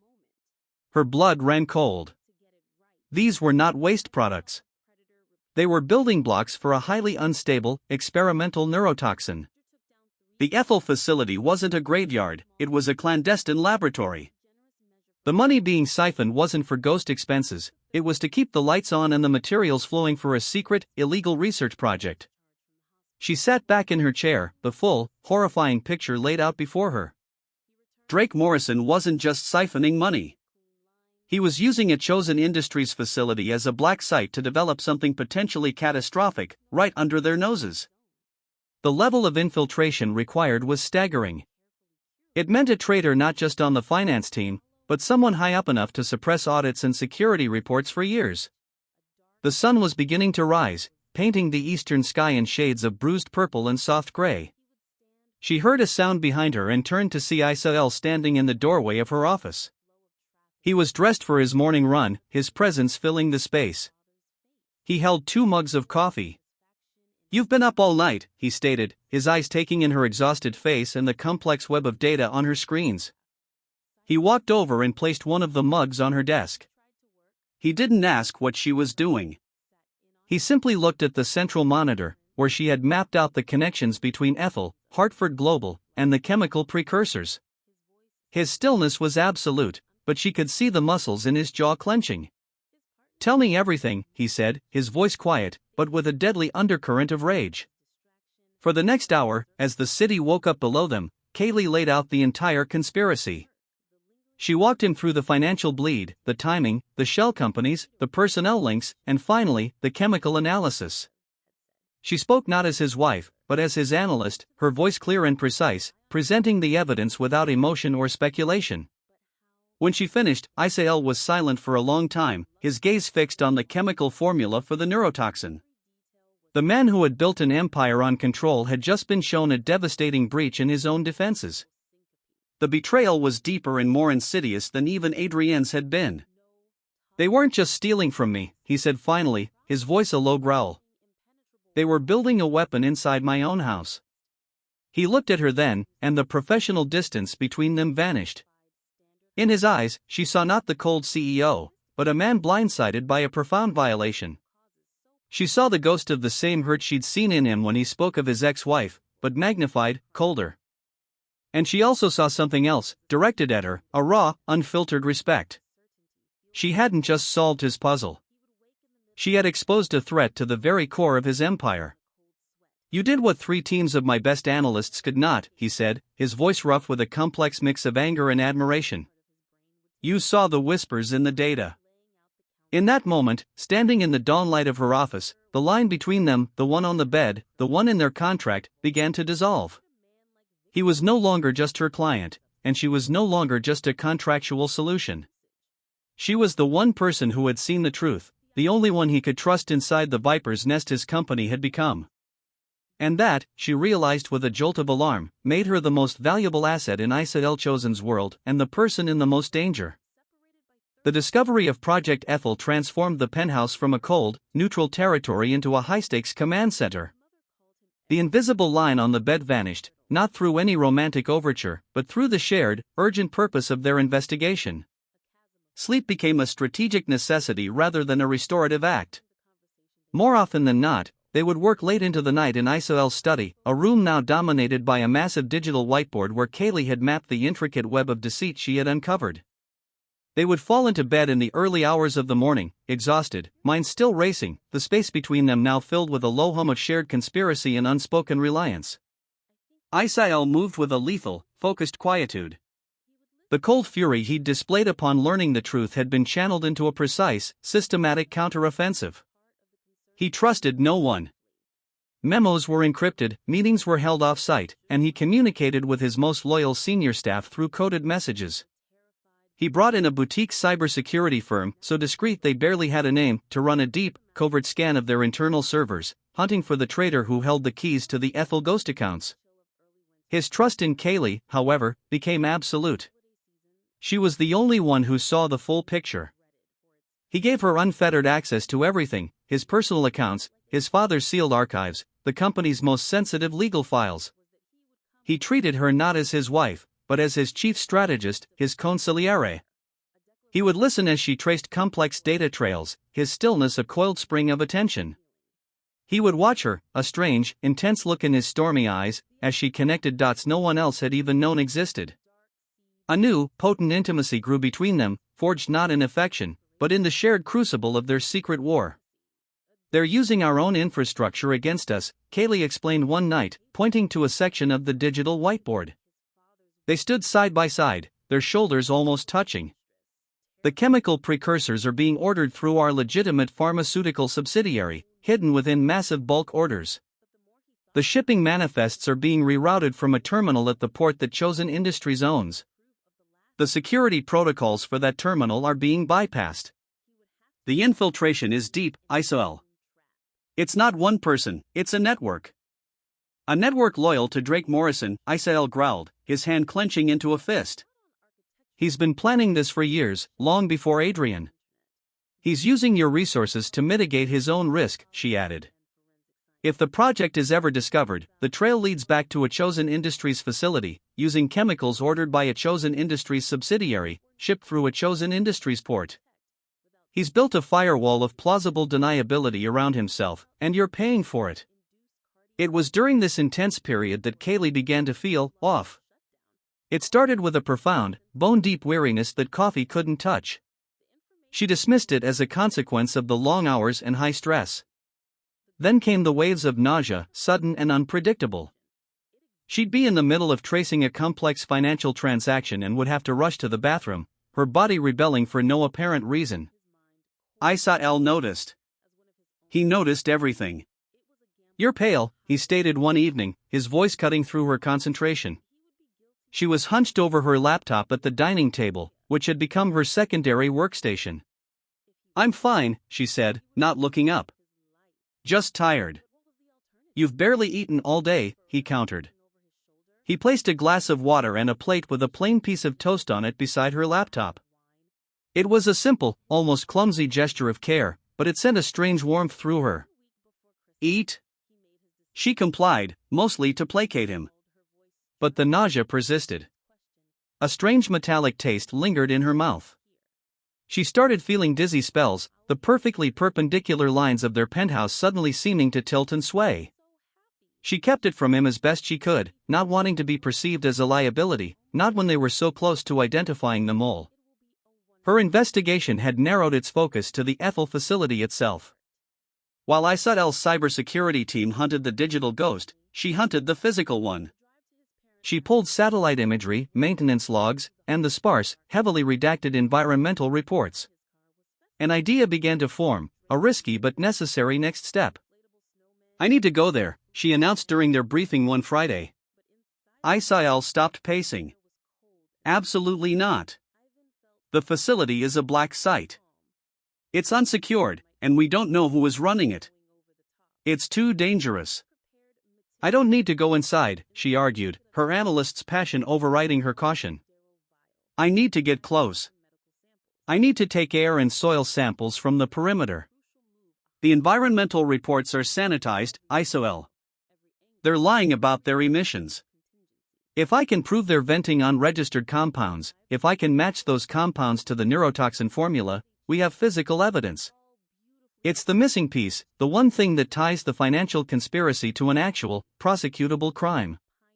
He stared at her, a war raging in his eyes between the ruthless strategist who knew she was right and the man who felt an unsettling, protective urge toward her.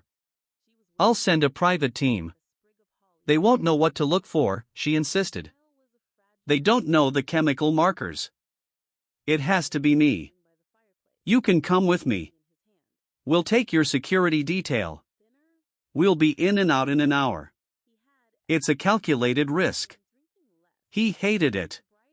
She could see the violent refusal in the set of his jaw. But he also knew she was correct. It was the linchpin. The decision cost him, she could tell. The strategist won, but only by a narrow margin. Fine, he conceded, his voice tight. But you do not leave my sight for 1 second. You follow my every command. Is that understood? Understood, she agreed, a thrill of victory mixed with a tremor of fear. The trip took place on a gray, overcast Sunday. They flew on a private jet to a small airfield 100 miles from the Ethel facility, then drove the rest of the way in an anonymous black SUV, with 2 other vehicles full of Isael's most trusted security personnel as a discreet escort. The landscape grew increasingly bleak, a panorama of shuttered factories and forgotten towns. The Ethel plant was a hulking, rust-colored behemoth squatting in the middle of a barren field, surrounded by a high, chain-link fence topped with barbed wire. It looked deserted, but Kaylee could see the telltale shimmer of heat from a ventilation stack, a sign of activity. Following their plan, Isael and 2 of his men created a diversion at the main gate, engaging the lone security guard with a plausible story about being surveyors. It gave Kaylee the window she needed. Dressed in nondescript hiking gear, she slipped through a pre-identified breach in the fence on the opposite side of the compound, her heart hammering. The air was thick with a strange, acrid smell, a chemical tang that made her nose burn. She worked quickly, her hands sure despite the adrenaline coursing through her. She took multiple soil samples, bagging them and labeling them with a practiced efficiency. She used a portable air quality monitor, watching as the device's sensors immediately spiked, flashing warnings for several unregistered volatile organic compounds. She captured air samples in sealed canisters. The evidence was damning. As she was finishing, a wave of dizziness so intense it buckled her knees washed over her. The world swam, the rust-colored buildings seeming to melt at the edges. She stumbled, catching herself on the fence post, a sharp, metallic taste flooding her mouth. Kaylee! Isael's voice, sharp with alarm, cut through the haze. The diversion was over. He was running toward her, his face a mask of cold fury and raw panic. He reached her just as her legs gave out completely. He caught her, sweeping her into his arms, his movements swift and sure. "What's wrong?" he demanded, his eyes scanning her face, his hand going to her forehead. "Dizzy," she managed to murmur, her head lolling against his shoulder. "The air." He swore, a vicious, guttural sound, and began carrying her back toward the car, shouting orders to his men. The world dissolved into a confusing swirl of motion and urgent, muffled voices. She woke up in a place she didn't recognize. The room was white and sterile, the air smelling of antiseptic. And 4-line was taped to the back of her hand. Her mind felt foggy, slow. She turned her head and saw Isael sitting in a chair beside the bed, his head in his hands. He looked ravaged, the impeccable armor of his tailored suit rumpled, his face pale with exhaustion and fear. He hadn't left her side. "Isael," she whispered, her voice a dry rasp. His head snapped up.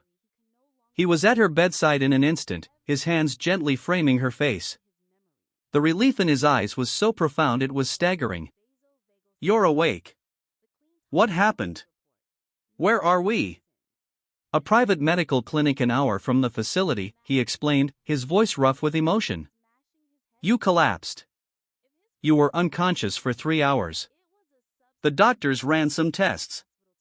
The samples," she said, her analyst's mind struggling to surface. "Did we get the samples?"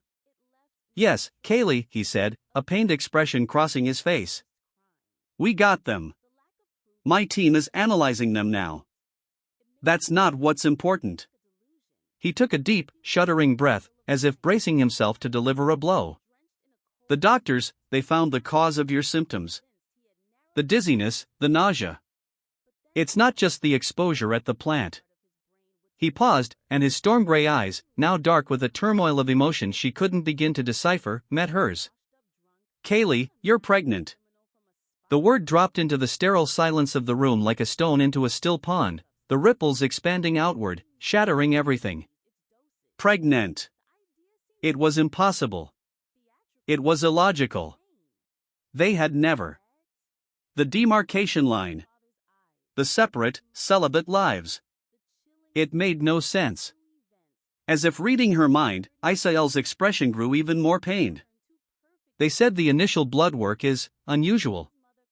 Your hormone levels are extraordinarily high, even for an early pregnancy. And there are markers in your blood, traces of chemical compounds.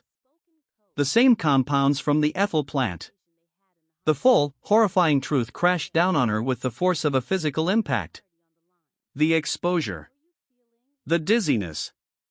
The sickness. It wasn't just a simple case of breathing contaminated air. The chemicals she had been exposed to, the ones she had been investigating for weeks through the building's ventilation system, the ones that had saturated the air at the plant, they had done something to her. The doctor has a theory, Isael continued, his voice strained.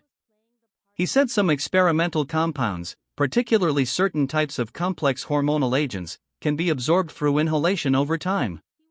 He thinks the chronic, low-level exposure in the building, combined with the acute exposure today, acted as a powerful, unscheduled fertility treatment. The final, impossible puzzle piece clicked into place.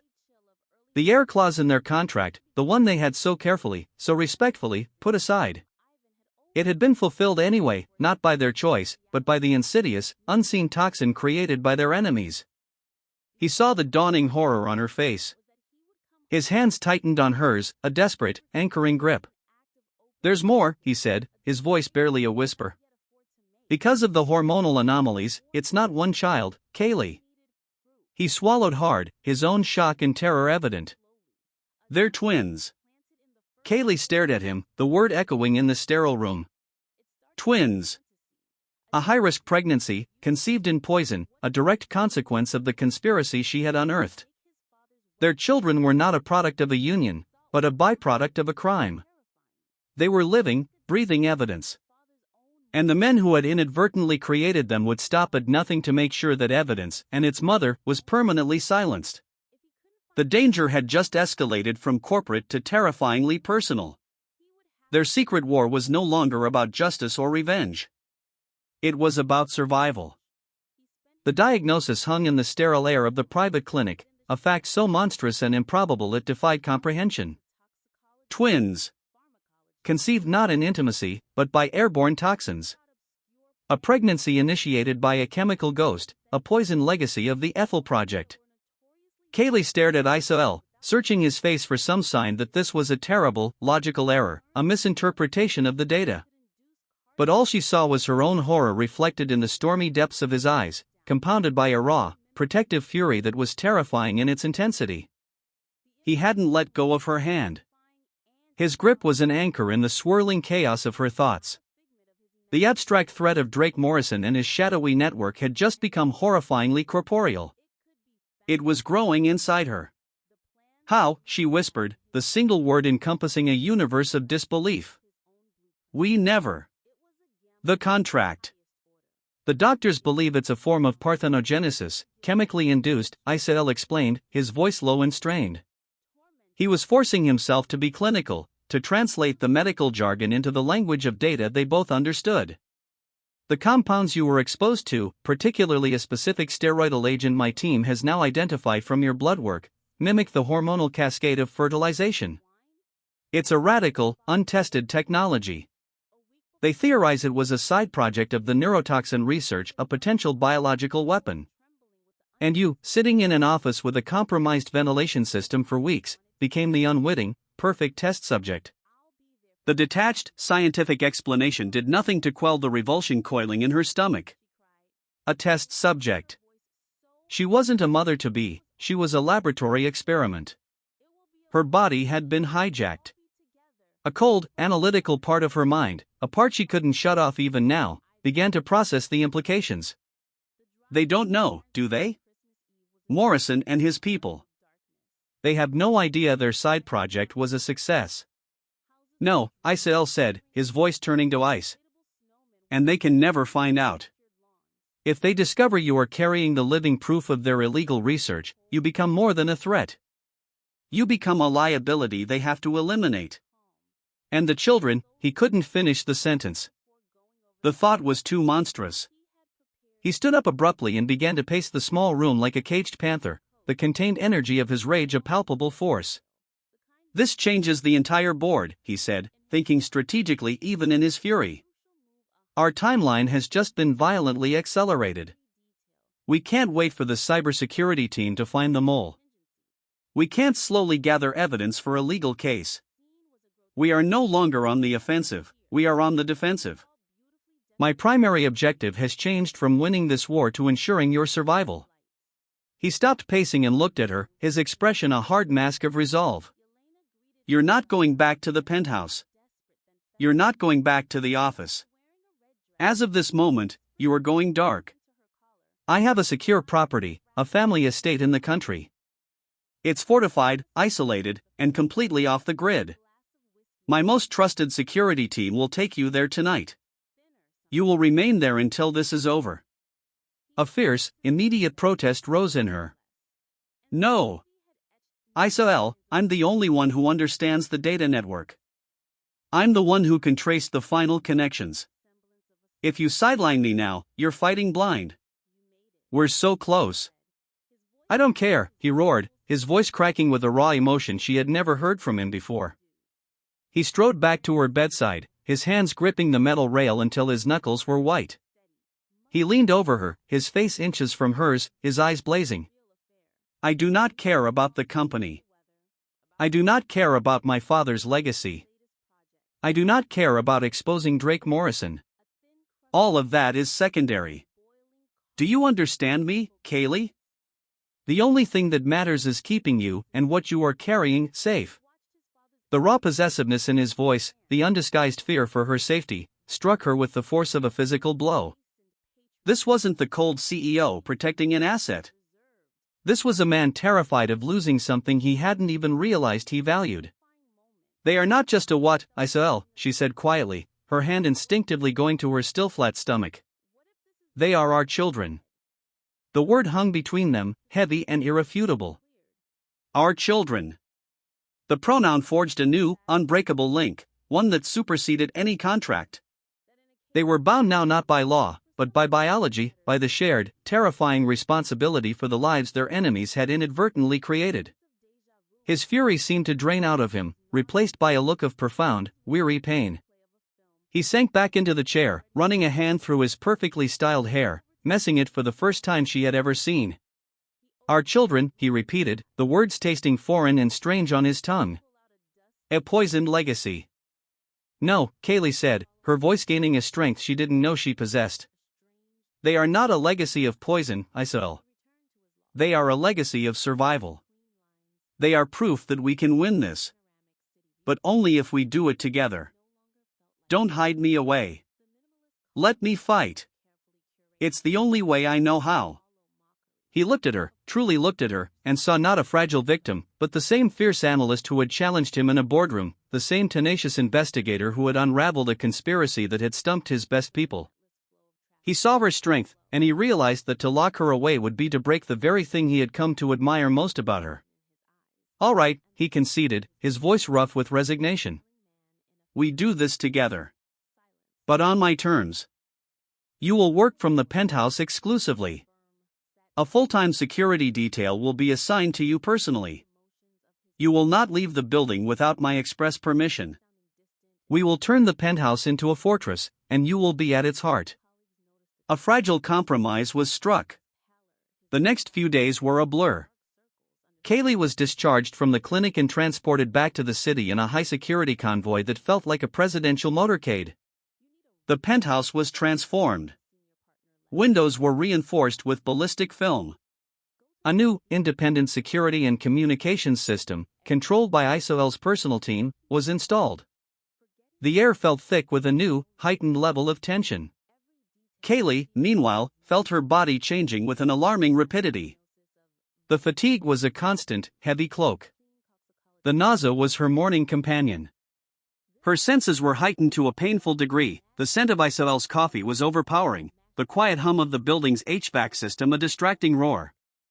It was as if her body, invaded by a foreign chemical agent, was now on high alert. The pregnancy was their secret, a volatile piece of information known only to them, the doctor at the clinic, who had been paid handsomely for his discretion and was now on a permanent vacation in an undisclosed location, and Marcus Chen. Isael had been forced to bring his lawyer into the inner circle. Kaylee watched as Isael broke the news to him in the study. Marcus, ever the composed professional, listened to the impossible story, his face growing paler with each new detail.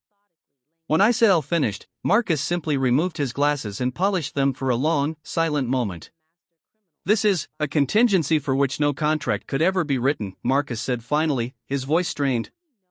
"The legal ramifications are staggering. If Morrison ever learns of this, he could attempt to claim parental rights as the funder of the research. He could use the children as leverage in ways we can't even imagine. Which is why he will never learn of it," Isael stated, his voice flat and deadly. "Our objective is to neutralize him and his entire network before this pregnancy becomes public knowledge.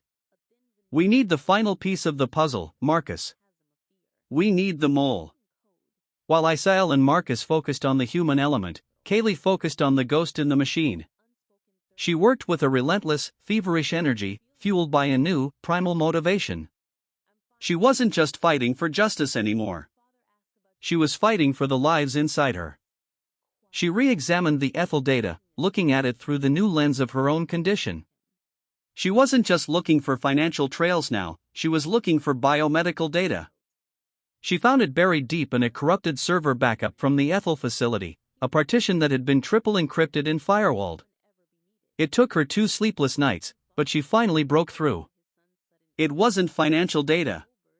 It was a series of lab notes, written in a complex scientific shorthand. The notes, signed by Dr. Alastair Finch, detailed Project Parthenos, a sub-project of Ethel. The notes were chilling.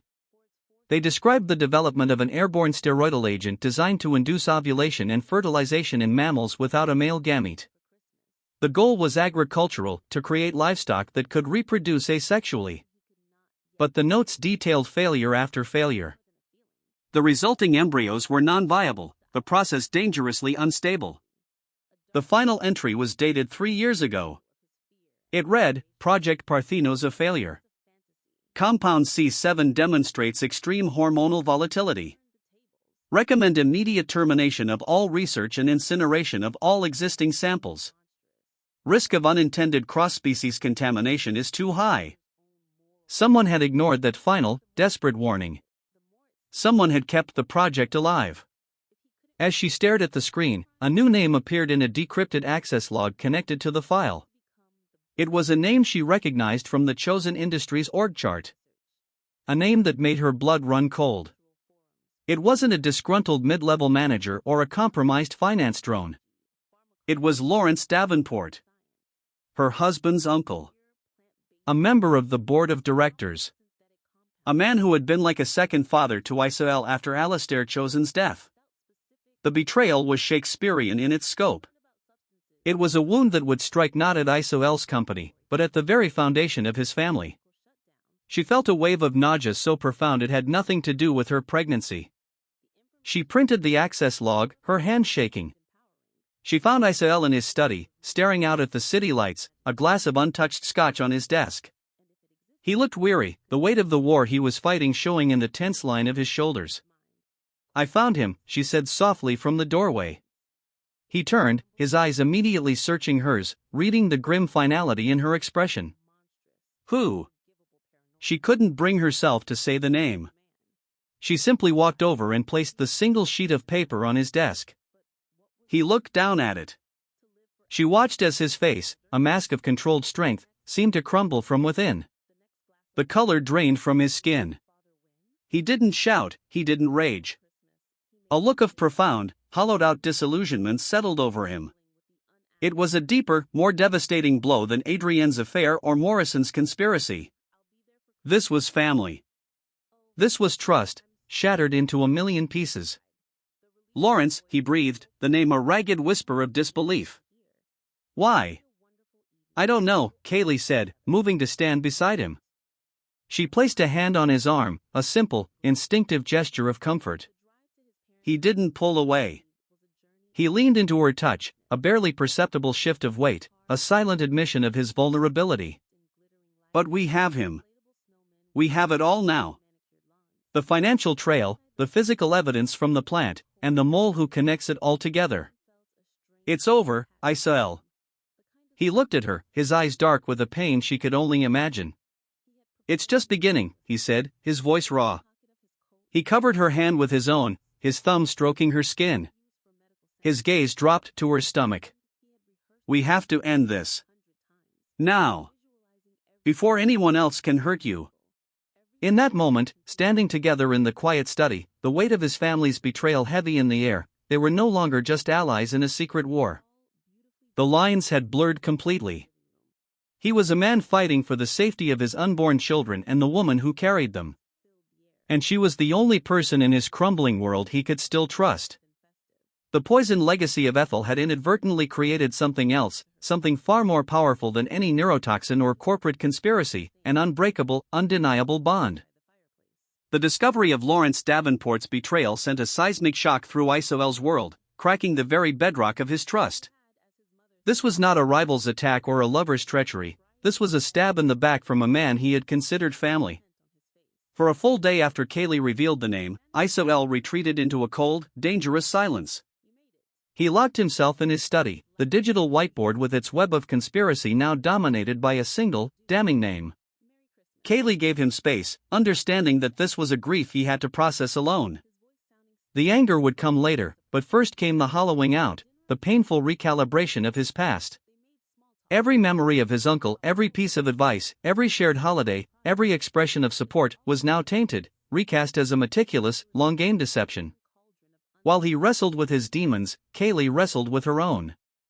Her body was a battlefield. The morning sickness was relentless, a constant, queasy reminder of her chemically induced condition. A profound fatigue settled deep in her bones, making even the smallest tasks feel monumental. Yet, her mind remained sharp, honed by a primal, protective urgency. She was no longer just an analyst fighting for a principle, she was a mother fighting for the future of the lives she carried. She spent the day fortifying their position, working with Isael's cybersecurity team to create a digital fortress around the evidence they had compiled. The data from the Ethel facility, the lab notes on Project Parthenos, the financial trails, and the access log incriminating Lawrence, it was all encrypted, duplicated, and stored in secure, offline servers in multiple countries. It was their insurance policy, their doomsday device. By the second day, Isael emerged from his study. The grief had been burned away, leaving behind an Arctic resolve that was terrifying to behold. The Ice King was back, but this was a different kind of cold. It was not the dispassionate cold of a businessman, but the lethal cold of a man with nothing left to lose and everything to protect. We're setting a trap, he announced, his voice devoid of all emotion. He stood before the whiteboard, a general surveying his battlefield. Lawrence thinks he's invisible. He's grown arrogant. We'll use that arrogance against him. The plan was simple in its elegance and brutal in its execution. Isael called an emergency, off-the-books board meeting at the penthouse, citing a critical security breach. It was a summons only the highest echelons of the company would receive, and attendance was mandatory. The topic was deliberately vague, designed to pique curiosity and stoke anxiety. Lawrence Davenport, Isael reasoned, would have to attend. To refuse would be to raise suspicion. He would walk into the lion's den, confident in his own camouflage. The meeting was scheduled for the following evening. The penthouse was subtly transformed. Microphones and cameras, invisible to the naked eye, were embedded in the conference room. Isael's personal security team, dressed as household staff, moved with quiet, coiled efficiency. Kaylee was to remain in the study, monitoring the feeds, a ghost in the machine, ready to deploy the evidence at Isael's signal. You are not to be seen, Isael commanded, his hands gripping her shoulders as he looked down at her. His protective instinct was a palpable force field around her. If he even suspects your involvement, he could panic. I want you safe behind a locked door. He won't suspect me, Kaylee assured him, her voice calm despite the tremor of adrenaline in her veins. To him, I'm just the quiet, contractual wife. He'll underestimate me.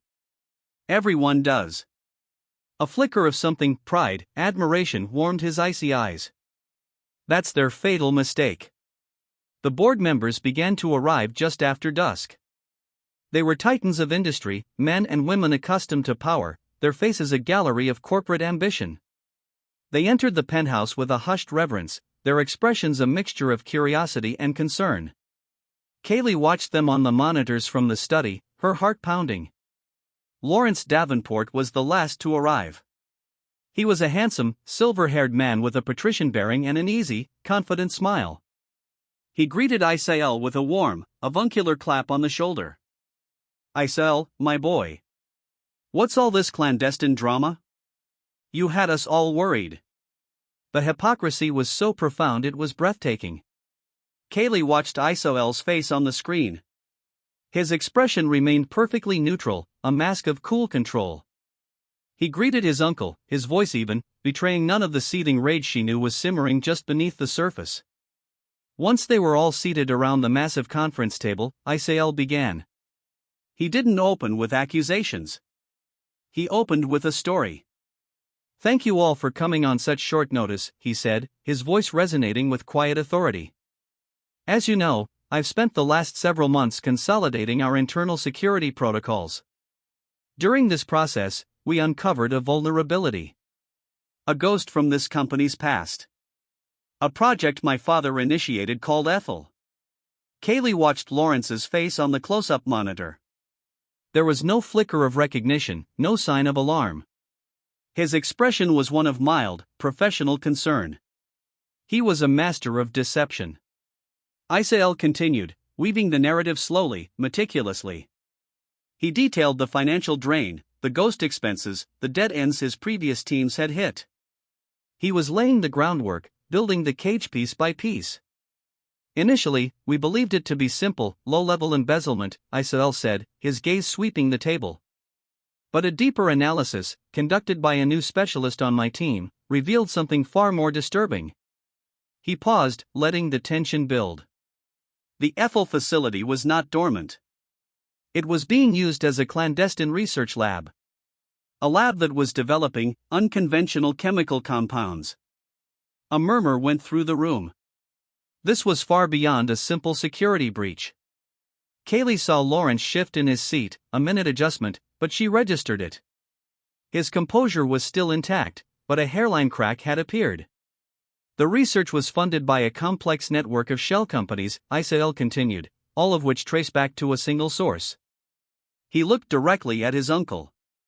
"Hartford Global." The name landed like a grenade in the center of the table. The implications were immediate and explosive. Drake Morrison. Isael's most bitter rival. The room buzzed with shocked whispers. Lawrence finally spoke, his voice a smooth bomb of reason over the rising panic. "Isael, this is a shocking allegation. Are you certain of your facts? To suggest that Morrison could infiltrate us at this level, it's almost unthinkable. Who is this specialist who uncovered all this? Their data must be impeccable." He was trying to discredit the source, to cast doubt on the unseen analyst. "Oh, her data is impeccable," Isael said, a dangerous edge to his voice. He gave a slight nod, a signal that only Kaylee would understand. In the study, Kaylee's fingers flew across her keyboard. On the massive screen at the head of the conference room, a document appeared, the shipping manifest for the chemical precursors, routed through a chosen industry's subsidiary, with an authorization code. The specialist found that the entity facilitating this was not an outside agent, Isael said, his voice dropping to a near whisper. "The traitor is in this room." The atmosphere turned electric. The board members looked at each other, suspicion and fear flickering in their eyes. Lawrence laughed, a short, incredulous bark. "Isael, this is madness. You're letting the pressure of your personal life cloud your judgment. You're making wild accusations without proof." "Proof?" Isael repeated softly.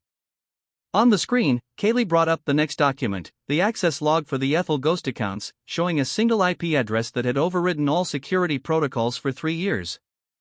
Every transaction, every data transfer, every security bypass was authorized from a single terminal, Isael explained, his eyes locked on his uncle. A terminal located in the study of a home in Greenwich, Connecticut. He let the address hang in the air. It was Lawrence Davenport's home address. The color drained from Lawrence's face. The confident smile vanished, replaced by a waxy, slack-jawed shock. He had been so careful, but he had never imagined anyone could trace the physical location of his encrypted terminal. "This is fabricated," Lawrence stammered, his composure finally shattering. "A forgery. Morrison is trying to frame me, to sow discord among us." "Is he?" Isael countered. "Or did you approach him? My father cut you out of his will, didn't he, Lawrence? He felt you were too reckless, too much of a gambler. You felt the company, your birthright, was stolen from you. So you decided to steal it back, piece by piece, with the help of my enemy." It was a brilliant, intuitive leap, a conclusion Isael had reached during his day of silent reflection. And by the flash of pure, unadulterated fury in Lawrence's eyes, Kaylee knew he had hit the mark. "You have no idea what you're talking about." Lawrence spat, rising from his chair. "You, with your cold heart and your contract wife.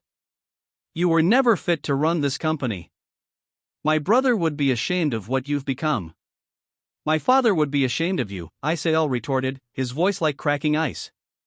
"Betraying his company, his family, for profit." It was then that Lawrence played his final, desperate card.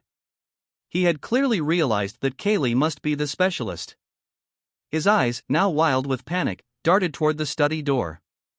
He was cornered, and cornered animals are the most dangerous. "You think you've won?" he sneered, his voice taking on a strange, chilling tone. He looked around at the stunned board members. "He's hiding something from all of you. About Ethel. It wasn't just financial. Ask him about the side effects. Ask him about Project Parthenos. Ask him about what those chemicals can do to the human body." A cold dread washed over Kaylee. He didn't know about the pregnancy, but he knew about the chemical's purpose. He was trying to create a mystery, a new line of inquiry that would expose the truth and give him leverage. Isael's face became a mask of stone. He knew exactly what Lawrence was doing. Before Isael could respond, Lawrence turned his attention directly to him, his voice dropping to a venomous whisper meant only for Isael to hear, but that the hidden microphones caught perfectly. "I know the project was about fertility, Isael. Unstable, dangerous fertility. I wonder what would happen if your precious little analyst suddenly found herself compromised. A high-risk pregnancy would be a terrible distraction for a CEO, wouldn't it? Perhaps even grounds for the board to reconsider his leadership." It was a direct threat. He was guessing, but his guess was terrifyingly accurate. He was threatening to expose Kaylee, to use the children she carried as a weapon against them. That was the moment Isael's control finally broke. But it wasn't a rage-fueled outburst. It was something far colder, far more final. "You're right, Lawrence," Isael said, his voice deadly soft. "The chemicals were dangerous. Let's see the results." He gave his final signal. On the screen, Kaylee didn't bring up more financial data. She brought up the lab notes from Dr. Finch. The words failure, unstable, terminate research, risk of contamination flashed in stark red letters. Then, she played the audio file, a recording of Lawrence's own voice, taken from a wiretapped phone call with Drake Morrison a week earlier, that Isael's team had secured. In it, Lawrence was laughing about the side project, boasting that even if it failed, the potential for causing biological chaos was a useful tool to have in their arsenal. The room fell into a tomb-like silence. The board stared, horrified, at the man they had trusted. Lawrence Davenport looked at the screen, at the irrefutable proof of his own monstrous intentions, and he collapsed back into his chair, a broken man. He had overplayed his hand, and Isael had called his bluff with a royal flush. "Security," Isael said, his voice ringing with absolute authority. His team, no longer disguised as staff, entered the room, their movements swift and professional. They flanked Lawrence, who offered no resistance. His game was over. As they escorted him out, Isael addressed the stunned, silent board. "Davenport's shares will be absorbed. His seat is vacant. This company has been purged of its poison. We will recover. We will be stronger. His gaze met the hidden camera in the corner, a direct, private message to Kaylee. It was a look of grim triumph, of shared victory. But it was also a look of profound, weary relief. They had won the battle. But as Lawrence's threat about her high-risk pregnancy echoed in her mind, Kaylee knew the price of their silence had just gone up. Their secret was a ticking bomb, and they were running out of time to defuse it. The expulsion of Lawrence Davenport was a clean, surgical strike, but the fallout was messy. The boardroom confession, meticulously recorded, was a bombshell that Isael and Marcus Chen detonated with strategic precision. They didn't leak it to the press.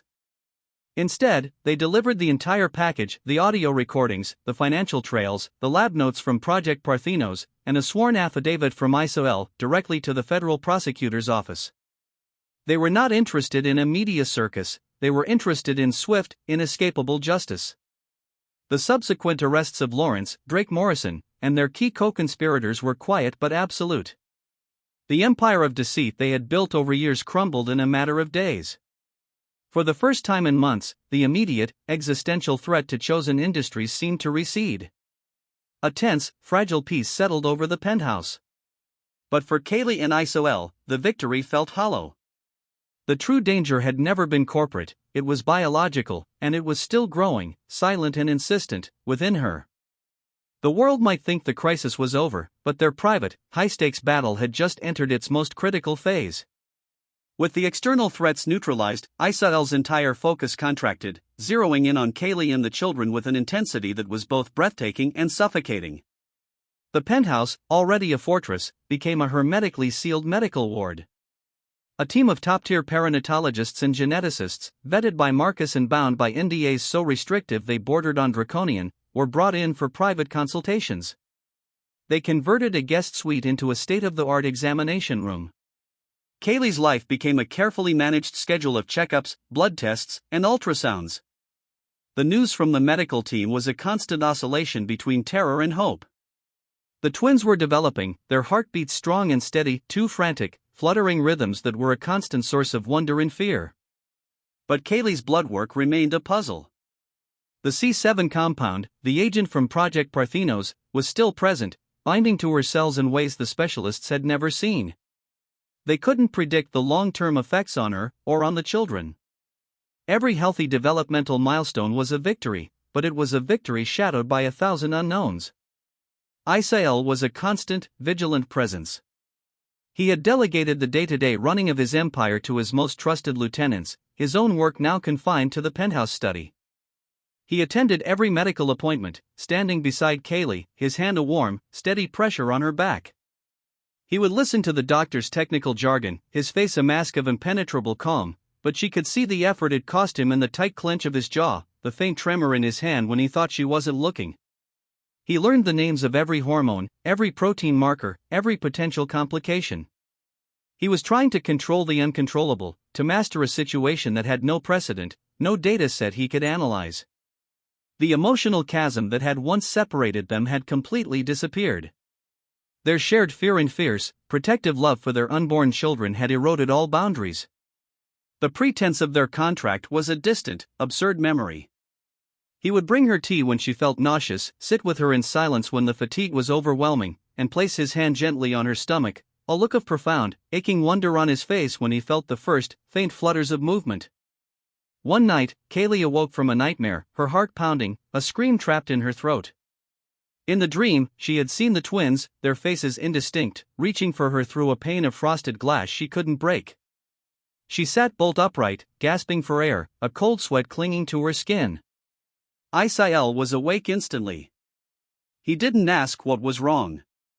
He simply gathered her into his arms, pulling her against his chest, his hand stroking her hair. "I'm here," he murmured, his voice a low, soothing rumble against her ear. "It's all right. I'm here." She clung to him, the solid, steady beat of his heart a comforting anchor in her terror. "I'm so scared, Isael," she whispered, the confession torn from the deepest part of her. "What if something is wrong with them? What if this poison has hurt them in ways we can't see?" He held her tighter, his arms a fortress around her. "They are strong," he said, his voice fierce with a conviction he willed her to believe. They are fighters. Like their mother. He pulled back slightly, his hands framing her face in the darkness, forcing her to look at him. Whatever happens, Kaylee, we face it together. You are not alone in this. In the dim light from the city below, she saw the vulnerability in his eyes, the shared fear he so rarely allowed to surface. And in that moment of shared, raw honesty, something shifted. The last vestiges of their original arrangement burned away, leaving only the pure, unvarnished truth of their connection. Acting on an impulse that felt more natural than breathing, she leaned in and kissed him. It was not a kiss of passion, but of profound, aching intimacy. It was a kiss of shared fear and shared hope, of gratitude and desperation. It was a silent acknowledgement of everything they had become to each other. He responded instantly, his lips gentle against hers, his hand tangling in her hair, pulling her closer. It was a kiss that sealed them not as partners in a contract, but as partners in life, bound by a fate more strange and powerful than either could have imagined. When they finally broke apart, he rested his forehead against hers, their breath mingling in the quiet dark. I never told you, he whispered, his voice rough with an emotion he no longer tried to hide. The day I learned about the twins, after the initial shock, after the terror, my first thought was not about the company, or the conspiracy, or even the danger. It was a selfish thought. What was it? She asked softly. I thought that if something happened to you, my own life would be meaningless, he confessed, the words costing him a visible effort. You walked into my life as a business proposition, Kaylee. A means to an end. But you have become everything. You and these children. Tears welled in her eyes, tears not of fear, but of a joy so intense it was painful. Isael. I love you, he said, the words stark and absolute in the darkness. Not because you are carrying my children. Not because you are my wife by law. I love you because you are you. Your strength, your brilliance, your courage. You saw through the ice and found the man beneath it. You saved me from the person I was becoming. I love you, too, she cried softly, the words a release, a final surrender to the truth that had been growing between them all along. I think I have from the very beginning. He kissed her again, and this time, there was passion. It was a deep, searing kiss full of all the pent-up emotion, all the unspoken longing of the past months. It was a claiming, a promise, a fusion of two souls who had found each other in the most impossible of circumstances. That night, for the first time, they made love. It was not a contractual obligation, but a sacred, desperate act of creation in the face of potential destruction. It was gentle and fierce, a dance of two people who had stared into the abyss together and had chosen to turn toward each other. In the aftermath, they lay tangled together, her head on his chest, his hand spread protectively over her now swelling abdomen. The penthouse, once a symbol of their sterile arrangement, felt like a sanctuary. Marry me, he murmured into her hair. She laughed softly, the sound watery with happy tears.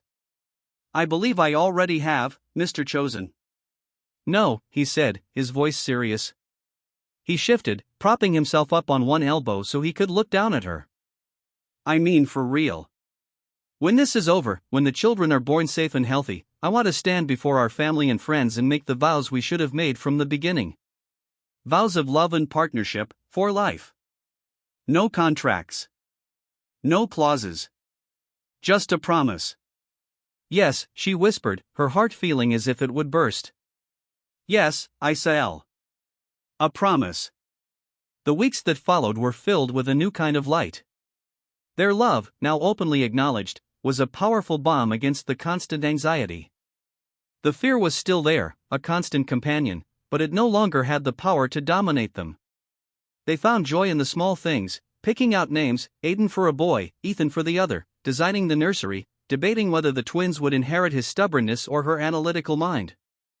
The medical news continued to be a roller coaster.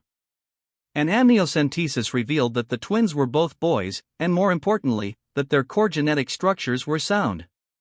The C7 compound had not, it seemed, caused any catastrophic mutations. It had simply acted as a bizarre, aggressive catalyst. The doctors began to cautiously use the word optimistic.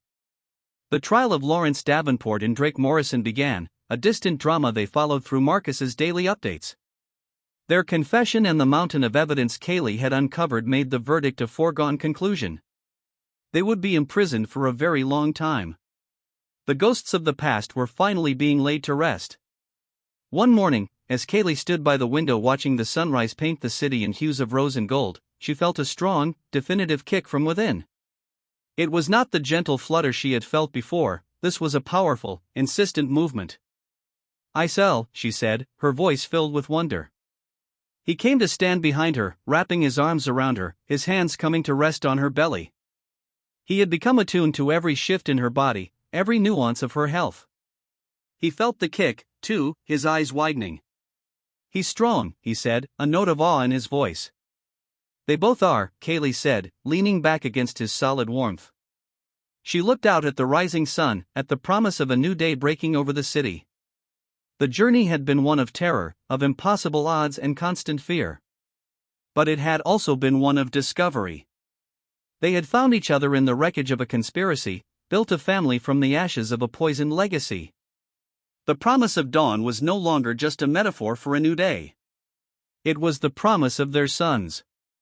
It was the promise of a future they would fight for together. It was the promise of a love born in darkness, now stepping into the light. And as she felt another strong kick, a vibrant assertion of life, Kaylee knew with an unshakable certainty that it was a promise they were going to keep. The Hamptons estate was a world away from the glass and steel canyons of the city. Here, the air tasted of salt and roses, and the only sound that broke the morning silence was the rhythmic sigh of the Atlantic against the shore. Isael had insisted they move here for the final trimester of Kaylee's pregnancy. The penthouse, once their fortress, had become a cage filled with the ghosts of their recent battles. This sprawling, sun-drenched house, a place from Isael's childhood he had long abandoned, was to be their sanctuary, a place to heal and to wait. Life slowed to the rhythm of the tides.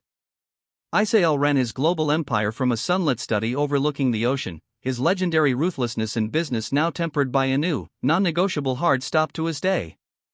At 5 o'clock, the screens went dark, the international calls ended, and he became simply a husband, his attention wholly devoted to Kaylee. He measured the progression of her pregnancy with the same intensity he had once reserved for stock market fluctuations. He charted her health, monitored her diet, and read every available medical study on high-risk twin pregnancies. But his clinical focus was now intertwined with a deep, tender awe. He would spend hours watching her, a quiet wonder in his eyes, as if she were a miracle he couldn't quite comprehend. He would talk to her belly, his deep voice a low rumble, telling his unborn sons about the world, about the ocean, about the business they would one day inherit if they so chose. Kaylee, for her part, felt a sense of peace she had never known. The constant, low-grade fear for her children's health had not vanished, but it had softened, enveloped by the fierce cocoon of Isael's love and the tranquil beauty of their surroundings. Her body, once a source of terror, was now a source of profound connection. She felt every kick, every turn, every hiccup of the two lives growing within her, and marveled at their resilience. They were fighters, as Isael had said. They were survivors. The day began like any other. Kaylee was walking in the meticulously kept rose garden, a favorite morning ritual, when the first, definitive contraction seized her. It was sharp and breathtaking, a powerful clenching that rooted her to the spot.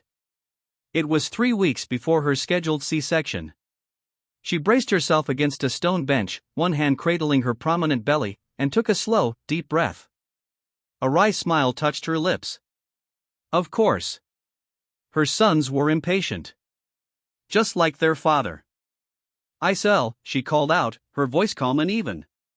He was there in an instant, appearing on the flagstone path as if summoned by her very thought. He must have been watching from his study window.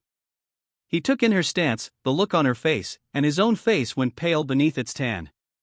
All his meticulous planning, all his controlled schedules, were rendered moot by the simple, inexorable force of nature. "Now?" he asked, his voice tight with a mixture of panic and excitement. She nodded, managing a small laugh as another contraction began to build. "It seems your sons have decided to reschedule their entry into the world."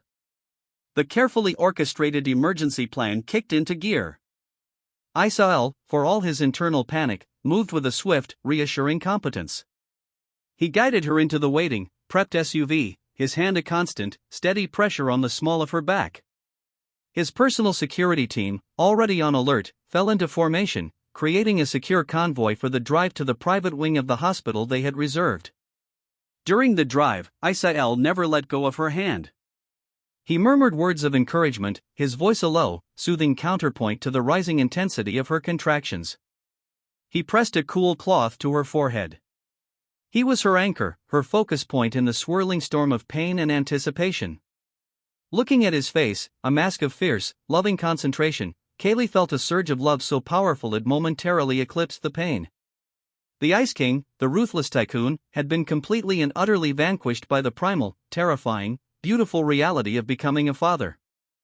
The hospital was a model of discreet efficiency. They were ushered into a private birthing suite that looked more like a luxury hotel room, where a hand-picked medical team was already assembled. The next few hours passed in a surreal, exhausting blur. Isael never left her side. He held her hand, breathed with her through each contraction, and whispered a constant stream of love and encouragement into her ear.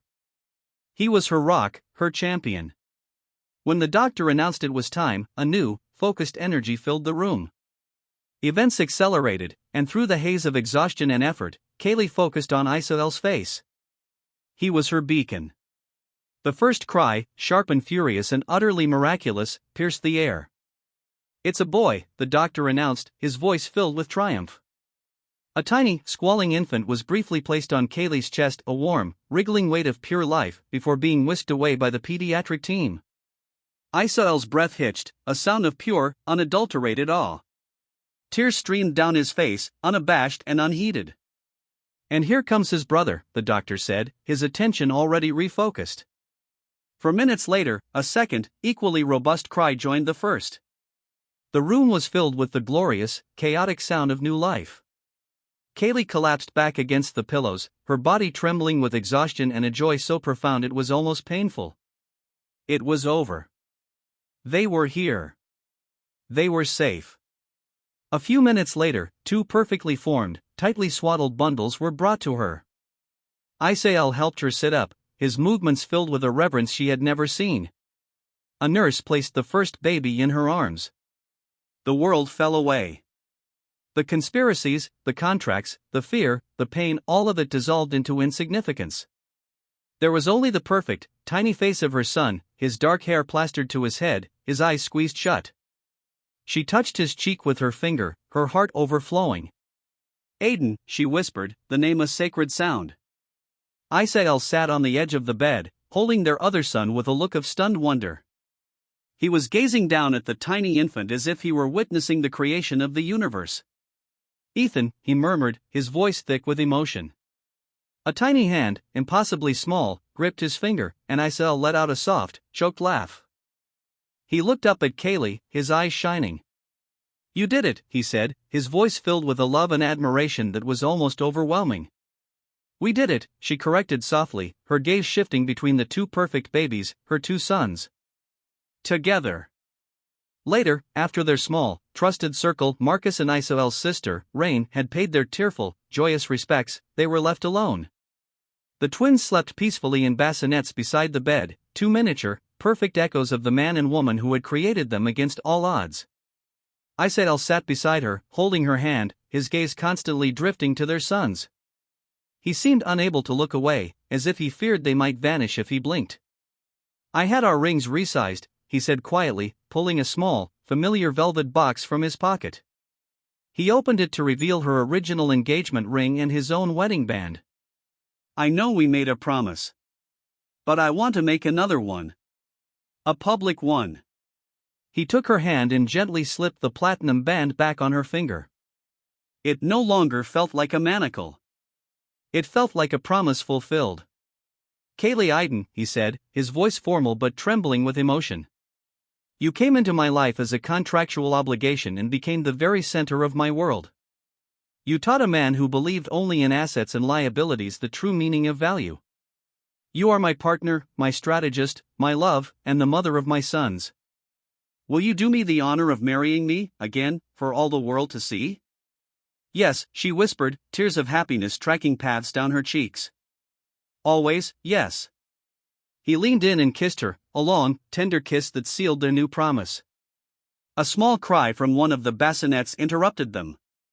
Aiden was awake and demanding attention. Isael moved immediately, lifting his son with a newfound, innate confidence. He brought Aiden to Kaylee, his movements gentle and sure.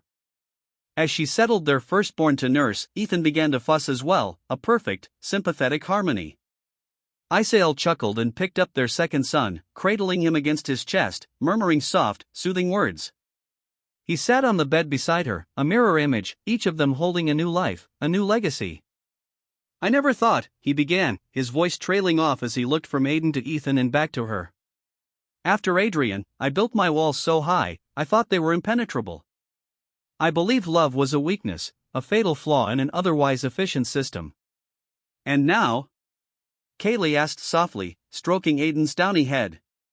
He looked at her, his love a tangible presence in the room. "Now I know it's the only thing that's real. It's the ultimate force. Stronger than any contract, more powerful than any corporation, more resilient than any poison." He reached out his free hand and cupped her cheek. "It's strong enough to build a family in the ruins of a conspiracy." As if in agreement, both twins, their immediate needs met, made small, contented sounds and began to drift to sleep. The room was filled with a profound, exhausted peace. Looking at Isael, at the former Ice King now so completely, so beautifully melted by the warmth of fatherhood, and at the two perfect, sleeping boys who were the living embodiment of their impossible journey, Kaylee felt a sense of completion so absolute it was breathtaking.